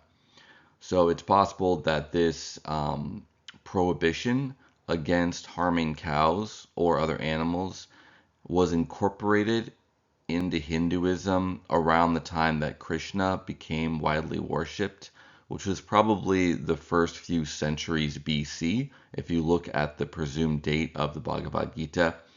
Although it's possible there were other influences on the development of the customs against harming cows. Many Vaishnavas, Hindus who are devoted to Vishnu, regard the Buddha as an incarnation of Vishnu, but they interpret the Buddha's ministry as mainly being against animal sacrifice. Historically, or according to Buddhists themselves, this is not the case. Buddhists reject the identification of Buddha with an avatar of Vishnu, and animal sacrifice is not part of Buddhism, but it's not necessarily the main focus of what they're arguing against. But that shows you that there is a belief, especially among many Vaishnava Hindus, that all forms of animal sacrifice should be forbidden. Animal sacrifice may occasionally be performed still by some rural Hindus. I saw a documentary that had film, I think it was filmed in the 1970s, in any event, many decades ago. But within the last, half century or so, of an animal sacrifice being performed in a village. But that's kind of an anomaly. The vast majority of Hindus, they still do Vedic yagya, but not with animals. Another form of sacrifice is oblations, or again, liquid offerings, but to a lingam of Shiva. So the lingam, or upright cylinder, is used as a symbol of Shiva in temples dedicated to Shiva, and there's a custom of pouring liquids over that. Again, that is not a Vedic custom, but it is quite ancient. Some of the oldest Hindu murtis or icons are Shiva lingams, and those goes back to the first few centuries BC. Puja means worship or devotion to a god or goddess. It's more common than yagya, partly because the yagya to the fire has to be prepared by a Brahmin in a special ceremony. Puja can be done either at the temple or at home. Temple puja is led by a Brahmin, so even in the temple-based system of worship that was outside of the Veda, the Brahmins are still the ones leading that and conducting that for everyone. They still have the spiritual authority. The temple puja involves a sanctified or consecrated murti or image of a god or goddess, and the Brahmin begins by purifying himself and the shrine. He invokes the presence of the deity in the image. He worships the image by bathing it, adorning it, feeding it symbolically, and offering it a light, like an oil lamp that has a flame. So this is the standard pattern of practice. During this time, there will also be the chanting of mantras, usually in Sanskrit, blowing conches, and ringing of bells. The murti is sanctified or consecrated, and as mentioned previously, that image is believed to contain the actual presence of the deity. There can also be puja at a home altar. Most Hindu families will have this in their home with an image of the god, goddess, or guru they worship, or several. And this would be similar to the temple puja with lights or other offerings, but it's much simplified. You can see in the picture on the slide, home puja being done at a family's home, but being led by a Brahmin. Other forms of worship besides sacrifice and puja, Vedic chants, this does overlap with puja itself. Some of the common ones from the Veda are the Sandhya Vandanam, which is a salutation or greeting to the goddess of twilight. This is performed 3 times per day, morning, noon, and evening. Another one that's done by a lot of Hindus is the Gayatri mantra, which is dedicated to Savitar, a god of the sun. The name of the mantra or chant comes from Gayatri, who's the goddess of the meter in which it is chanted. So Vedic chants can have different meters to them. That's one of the ways that the Veda is memorized so precisely and accurately by Brahmins, because they know the meter to which each line or verse of the Veda is meant to be chanted. Bhajans are devotional songs or hymns which can be sung. You can see the picture on the slide of a Navratri bhajan. Navratri is one of the Hindu festivals honoring the goddess. And there may be a troupe of singers or musicians, as you can see in this case, that are leading everyone in the song. They also have an altar set up. So this is in a worship context. The overall pattern of worship being done here is that of the temple-based worship rather than the Vedic sacrifice. Sahasranama is reciting the 1,000 names of various gods and goddesses. Surya Namaskar means sun salutation, and this is a yoga sequence, but it's also interpreted as a form of worship of the sun god Surya. Sometimes Surya is regarded as a symbol or manifestation of Brahman, the supreme being. Pilgrimage is common in Hinduism. Pilgrimage sites can be visited during festivals. There are often myths and legends surrounding each site, like Ayodhya, the birthplace of Rama, the main or one of the main incarnations of Vishnu. There's also an ancient custom of honoring sacred rivers and the towns along them. Prime example being the Ganges or Ganga River, the most sacred in Hinduism. Bathing in the Ganges is regarded as purifying the soul, and it's an act of merit or good karma. Varanasi is the holiest city along the Ganges, so a lot of the pilgrims will go there. There are some animals regarded as sacred in Hinduism. This includes all cows, so it's a sin to eat beef, to harm a cow, or to work its hide with leather. Hindus will wear leather items, but it's a sin for them to actually work the item. So untouchables or non-Hindus, such as Muslims, may be the ones who are actually preparing the leather and working it into a finished good.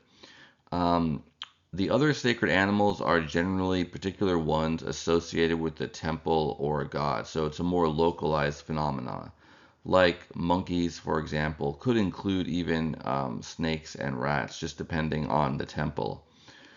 Gurus, human teachers with spiritual authority, are regarded either as sacred because of their great purity or wisdom, or even as living avatars, incarnations of a god.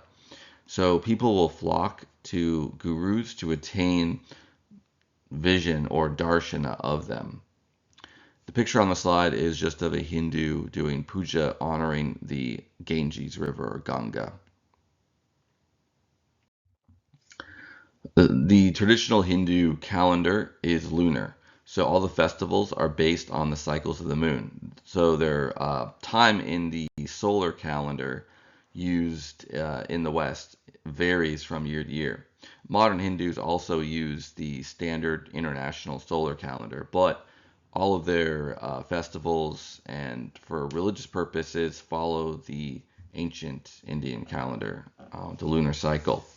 So a typical pattern of a festival is to have a large procession in which worshippers carry the murti of a deity through the streets. You see similar religious processions in most religions throughout the world. So these are some of the main seasonal festivals in Hinduism. Janmashtami occurs either in July or August, again depending on the cycles of the moon, and it celebrates the birthday of Krishna. Ganesh Chaturthi occurs either in August or September, and it celebrates Ganesha. Dussehra occurs either in September or October. It commemorates the victory of Rama and his army of monkeys led by Hanuman over the demon king Ravana. Navratri occurs during Dussehra, and that is a day well, actually several days dedicated to the goddess Durga, who is also associated with victory over demons. Diwali occurs in October or November. It's the festival of lights dedicated to Sri or Lakshmi, the wife of Vishnu. Shivratri occurs in January or February. It's dedicated to the god Shiva. And Holi occurs in February or March, and it celebrates the coming of spring and the end of winter, thus the return of life and color. It's celebrated by throwing colored pigments or liquids around, as you can see from the picture on the right.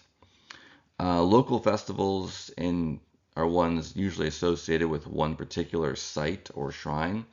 The biggest example of this, though, that is attended by many Hindus throughout India, so millions may gather, is Kumbh Mela.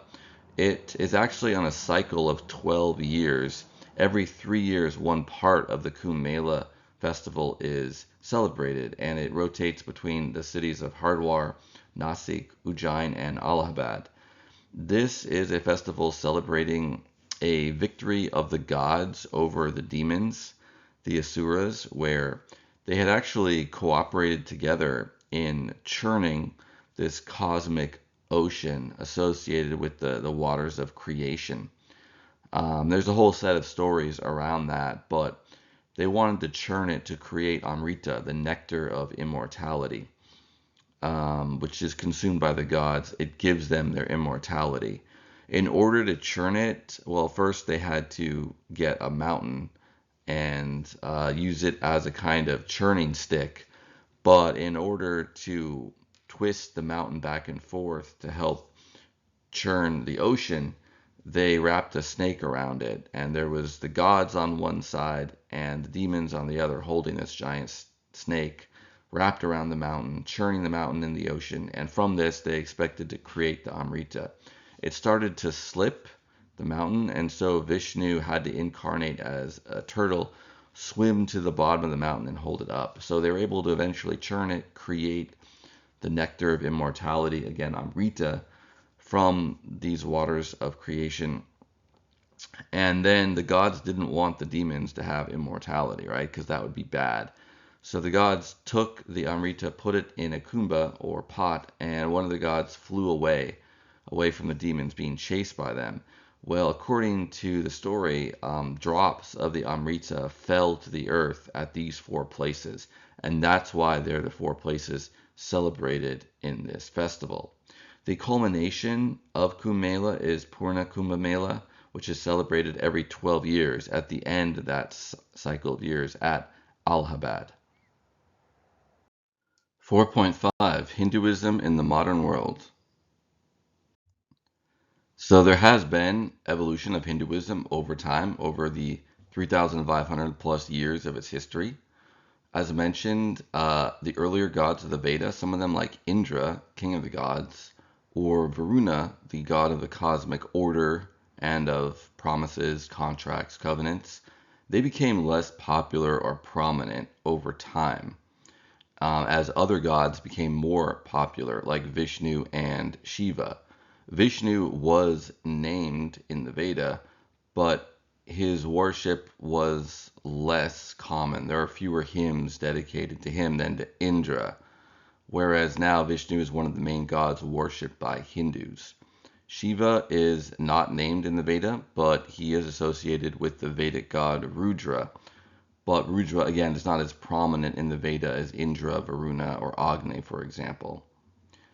So there's been those types of changes. There's also been a relative decline of the yajna, the fire sacrifice. Again, it is still practiced, but it's much more common to do temple puja or home puja. Even oblations to the Shiva lingam are fairly common in temples. There's been an overall rise of bhakti or devotion practices from the 6th century AD and after. That's when, based on the archaeology, the temples being built, it seems like it became the most common type of worship, although it had been going on for centuries before then. More recently, in the 19th and 20th centuries, there were several Hindu reform movements, again, as mentioned earlier. these were influenced by Western culture and religion. Like some of the reforms advocated all Hindus to study the Veda, even non-Brahmins, similar to how Protestant Christians argue that all Christians should study the Bible, not just priests or clergy. Some of the Hindu reform movements were against worshiping idols, again, possibly showing the influence of Christianity. Some of them advocated for a kind of more rational interpretation of the Veda, so showing perhaps the influence of 19th century European rationalism or even scientific materialism to a degree. And the reformers would also often campaign against certain traditional practices regarded as unethical, such as sati, which is or was the custom of a Hindu widow throwing herself on the funeral pyre of her husband, thus sacrificing her life kind of in honor or devotion to her husband. This was regarded by some of the reformers as very kind of anti-woman or misogynist. And it's still kind of a political flashpoint in India today. Not that it's super widely practiced or ever was, but just whether it should count as an ideal is disputed by modern Indians, with a lot of traditionalists being more pro-sati, again, at least as a kind of like an idea. And the practice of child marriage was also campaigned against. So those campaigns go back to the 19th century. More recently, there's actually been a revival of more traditional forms of Hinduism. The various reform sects of the 19th and early 20th centuries, some of them still exist, but they've basically declined in significance. The more traditional types of devotional Hinduism, whether Vaishnava, Shaiva, and Shakta, are very prominent. The picture on the slide is just of the Vedic god Varuna. He's one that is named in the Veda, but shown in this manner of depiction with the blue skin riding the white elephant and so on. That's not a Vedic iconography. So again, showing that evolution in the understanding or depiction of the gods over time. Astrology, in accordance with Vedic principles, is very ancient and very prominent in Hindu culture. A lot of Hindus consult Vedic astrologers when making major decisions or around the birth of their child. There's also modern veneration of gurus still very prominent. Some relatively recent ones include Swami Prabhupada, who lived from 1896 to 1977. He was the founder of ISKCON, the International Society for Krishna Consciousness, popularly known as the Hare Krishnas, which means Hail Krishna. That's a common part of the chant they have honoring the god Krishna. So they're Vaishnavas. They mainly worship Krishna and Rama. But unlike most other Hindus, they are a missionary sect trying to get converts to their sect, including from Westerners and other non-Hindus. Satya Sai Baba, as mentioned, believed he was a reincarnation of Shirdi Sai Baba. He lived from 1926 to 2011, but his veneration is still pretty popular among Hindus. Bhagavan Rajneesh lived from 1931 to 1990. He later became known as Osho after a Japanese Zen master. He is not really a Hindu, but his way of being worshipped or admired by his followers reflects the Hindu culture in which he was raised. He also had many Western followers. He was most associated with the counterculture movement of the 1960s and 70s. So, the missionary sects of Hinduism traditionally aimed at reconverting lapsed Hindus. Hindus who've left the religion by converting to another faith like Christianity or Islam can return to Hinduism through a purification or Shuddhi ceremony. In terms of converts to Hinduism, There's a sense in which a person can only be a Hindu if they're born into a Hindu family with a Varna and a Jati. Especially the Varna has sacred significance in Hinduism. And for non-Indians, that's just not possible because it's not part of other cultures. So there are sects and gurus who recruit Westerners, but there's who are Hindu, but there's a sense in which their way of being Hindu is different because they don't have Varna Dharma. India received its independence from Great Britain in 1947. So it was after World War II had ended in 1945.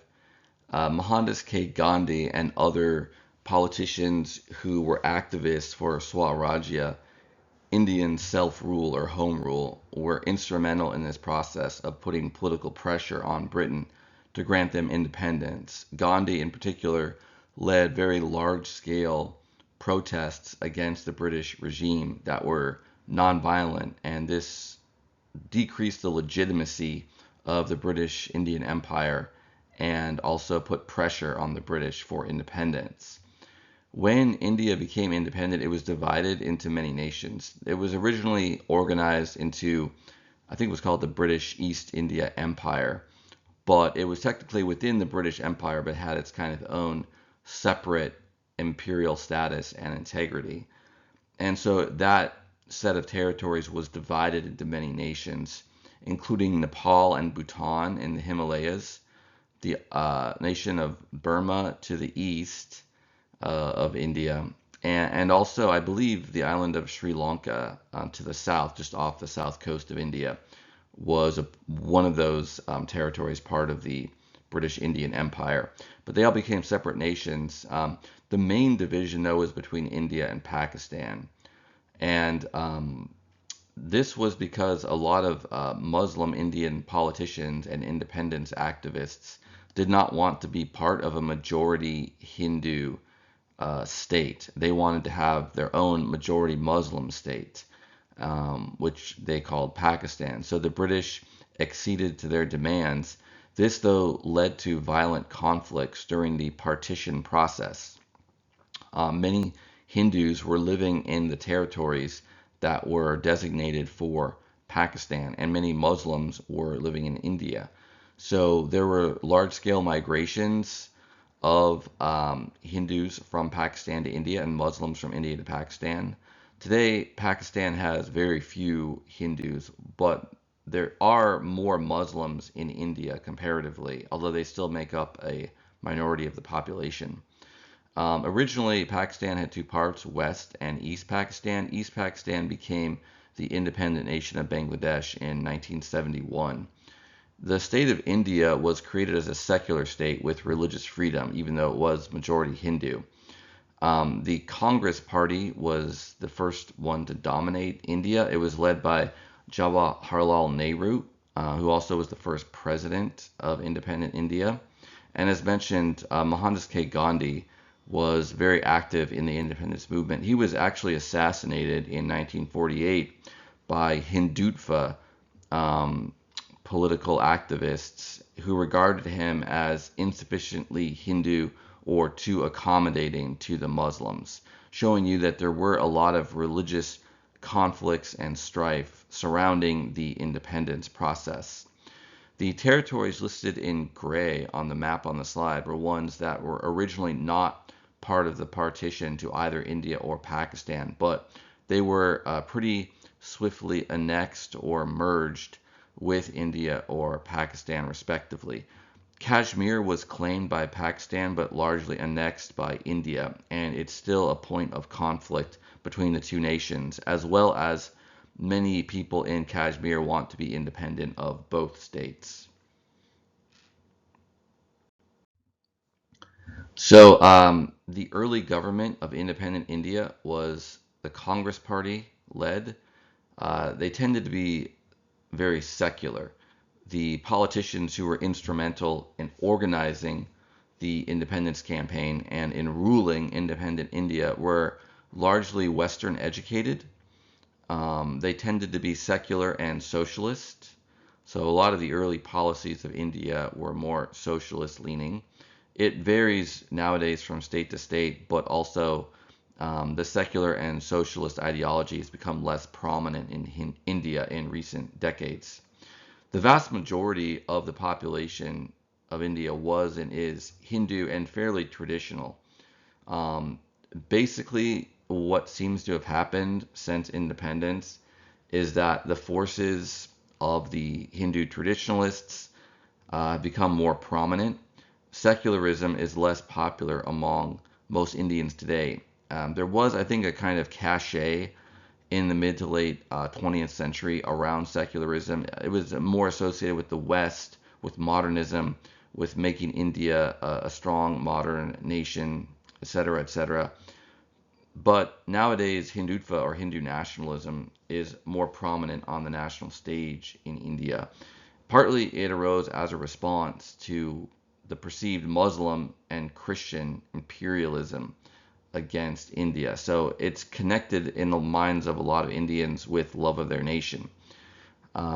This was less the case, I guess, of pre-modern Hinduism. It wasn't as connected to nationalism with any particular state, but that's definitely a part of the modern Hindu identity for a lot of Hindus today. The Congress Party is still around. The Western educated class of elites is still around, but they've declined in relative power and significance, both politically and I would say culturally in India. There's a large network of Hindu nationalist parties and organizations. What they have in common is that they promote India as a Hindu state, as part of its identity. And so many of them, for example, would be for modifying the Indian constitution or laws just to reflect that more. Pakistan, I believe, in its constitution and laws has more of an official place for Islam than was the case with India, but the Hindutva movement would like to see India also have more of a official recognition of Hinduism. So the RSS, or the Rashtriya Swayam Sevak Sangh, National Self-Service Association, is the kind of non-political wing of this. They, for example, organize schools and meetings. The VHP is the Vishwa Hindu Parishad, or World Hindu Organization, and the political wing of Hindutva is the BJP, or Bharatiya Janata Party, which means Indian People's Party. So there's also the Bajrang Dal, which is a militant Hindu nationalist organization. The term saffronization is a kind of nickname for the spread of the Hindutva ideology. Saffron is a color associated with Hinduism. Some Hindu monks wear saffron robes, for example. The spread of Hindutva ideology, for example, has been accomplished by creating textbooks used in primary education that show the Hindutva ideology. The map of the states of India on the slide shows the laws that in different states regarding whether it's legal to slaughter cows or not. And in part, this is a measure of the influence of Hindu activists, because killing cows, as mentioned, is a great sin for almost all Hindus. So the states in green are ones where it is actually legal to kill cows, bulls, and buffaloes. Some of those states have non-Hindus, like Protestant or Catholic Christians, who might have been involved in creating those policies, or larger amounts of Muslims. And so that's why there wouldn't be the more Hindutva laws. The yellow states are ones where it's only legal to kill bulls and buffaloes, but not cows. The red states are those where it's only legal to kill buffaloes, but not cows or bulls. And in the maroon states, it's not legal to kill any of them. There have also been riots by Hindus against Muslim butchers or others accused of killing cows. Sometimes this is just based on rumors and not actual slaughter of the cows. The diaspora refers to the dispersal of some Hindus around the world. This started in the period of British imperial rule, when the British encouraged and facilitated the migration of some Indians, including both Hindus and Muslims, to other British colonies, such as Guyana in the north coast of South America, Malaysia in the East Indies, and South Africa. Gandhi, for example, was from a Hindu family living in South Africa. The first part of his career, he was an attorney in South Africa, trained in the British law. But after World War II, there were different patterns of migration. The British Empire basically collapsed after World War II.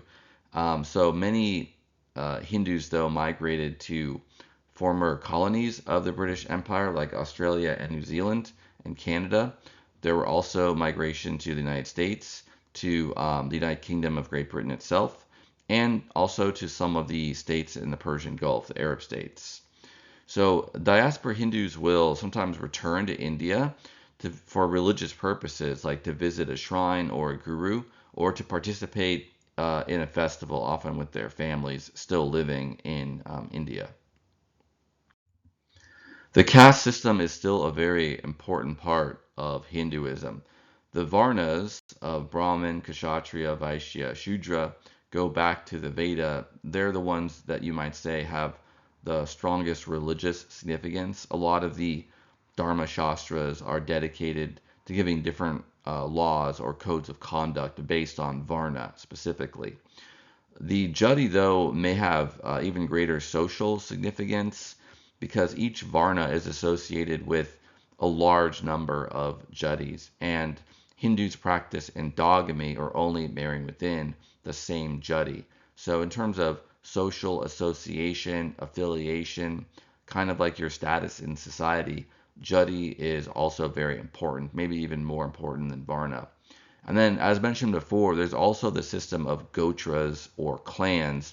These are based on the Veda because the origin of each gotra is believed to be one of the ancestors or rishis named in the Veda. The gotra is passed down the male line, so they're patrilineal clans, and you don't marry someone of the same gotra. You find someone in your jati who has a different gotra. And there's also the chandalas or untouchables, also called the Dalits. So these are people outside the caste system, either because they engaged in an occupation regarded as impure, such as handling dead corpses, leather working, handling garbage. They may not engage in such occupations today, but those would have been the traditional occupations of their ancestors. And just other people who were not part of the caste system or kicked out their ancestors, usually in ancient times. Some of the Dalits have converted to other religions like Islam, Christianity, or Buddhism, especially because they regard their status in Hinduism as untenable or overly disrespectful. The Dalits are regarded as impure by other Hindus, such that you're not supposed to even touch them, hence the name Untouchables. Gandhi, Mohandas K. Gandhi, was actually critical of untouchability. He did not criticize Varna or Jati in general, but the practice of the untouchability concept in particular, he thought it was bad and should be abolished. But in the end, he didn't have much of an influence on Hindu culture in that regard. So another reformer critical of some aspects of the caste system was Dayananda Saraswati. So these critiques, have been somewhat influential, but probably more so among the more Western-leaning elite class that used to dominate India, less so among more traditional Hindus. So the caste system is still very important in modern Indian society, even among people who aren't particularly religious. They still have caste as a part of their social reality, you might say. The Indian Constitution had a scheduled caste system, which actually tried to give additional opportunities to people of lower castes. Those were the ones that were scheduled or listed in the law. So certain positions in the government, certain positions at the university would be set aside for them. There's also been conflicts between people with Varna, Savarnas, and there's other like tribal peoples and others in India that are of Varna or outside of the caste system.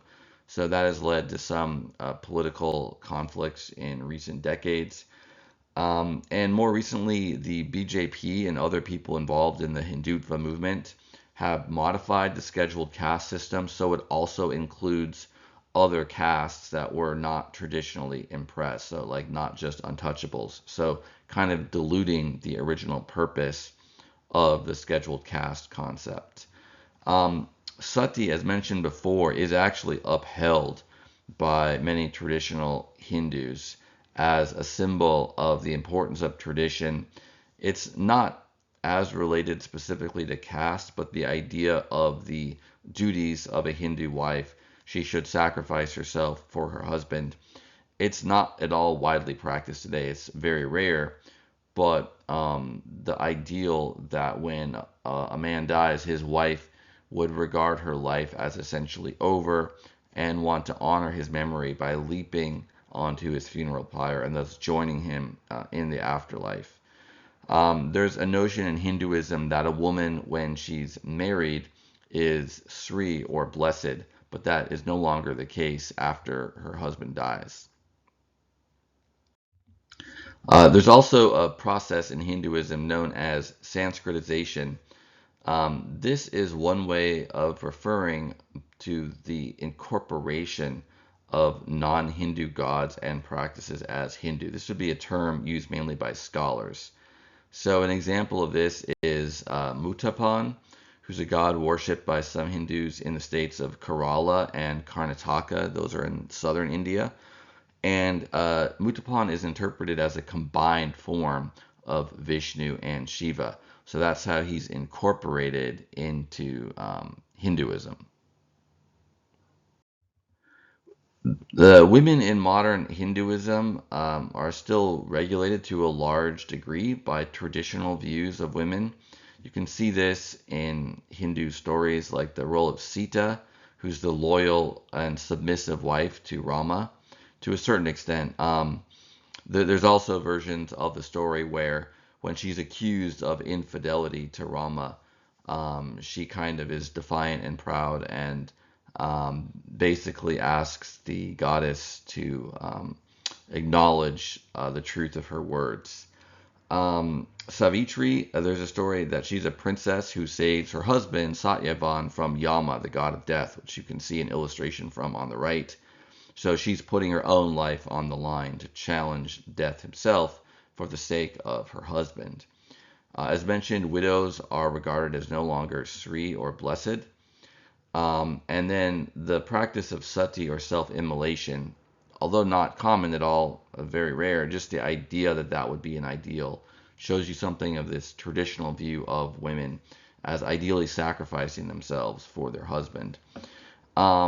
There have been various reforms over the years. Ishwar Chandra Vidyasagar, who lived from 1820 to 1891, this was during the period of British rule of India, he supported a law permitting Hindu widows to remarry in 1856 because previously that was illegal. It's still regarded as taboo by some Hindus.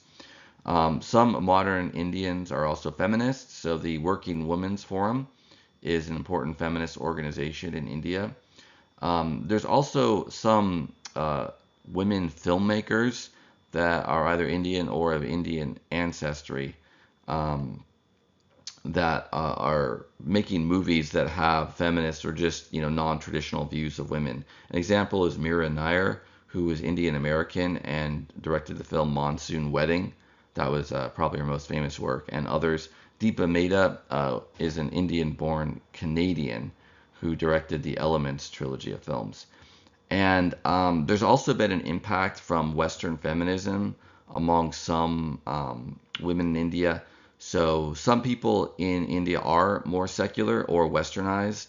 There are also westernized Hindus, and part of the Western ideology includes feminism. So some of these people have advocated for increased respect for women, women's rights, etc.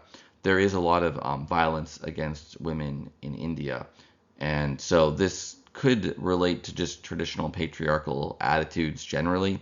It's, I think, kind of an open question how deeply that's tied into Hinduism itself, but the violence against women, including rape and things like that, has been a target of a lot of the feminist activists in India.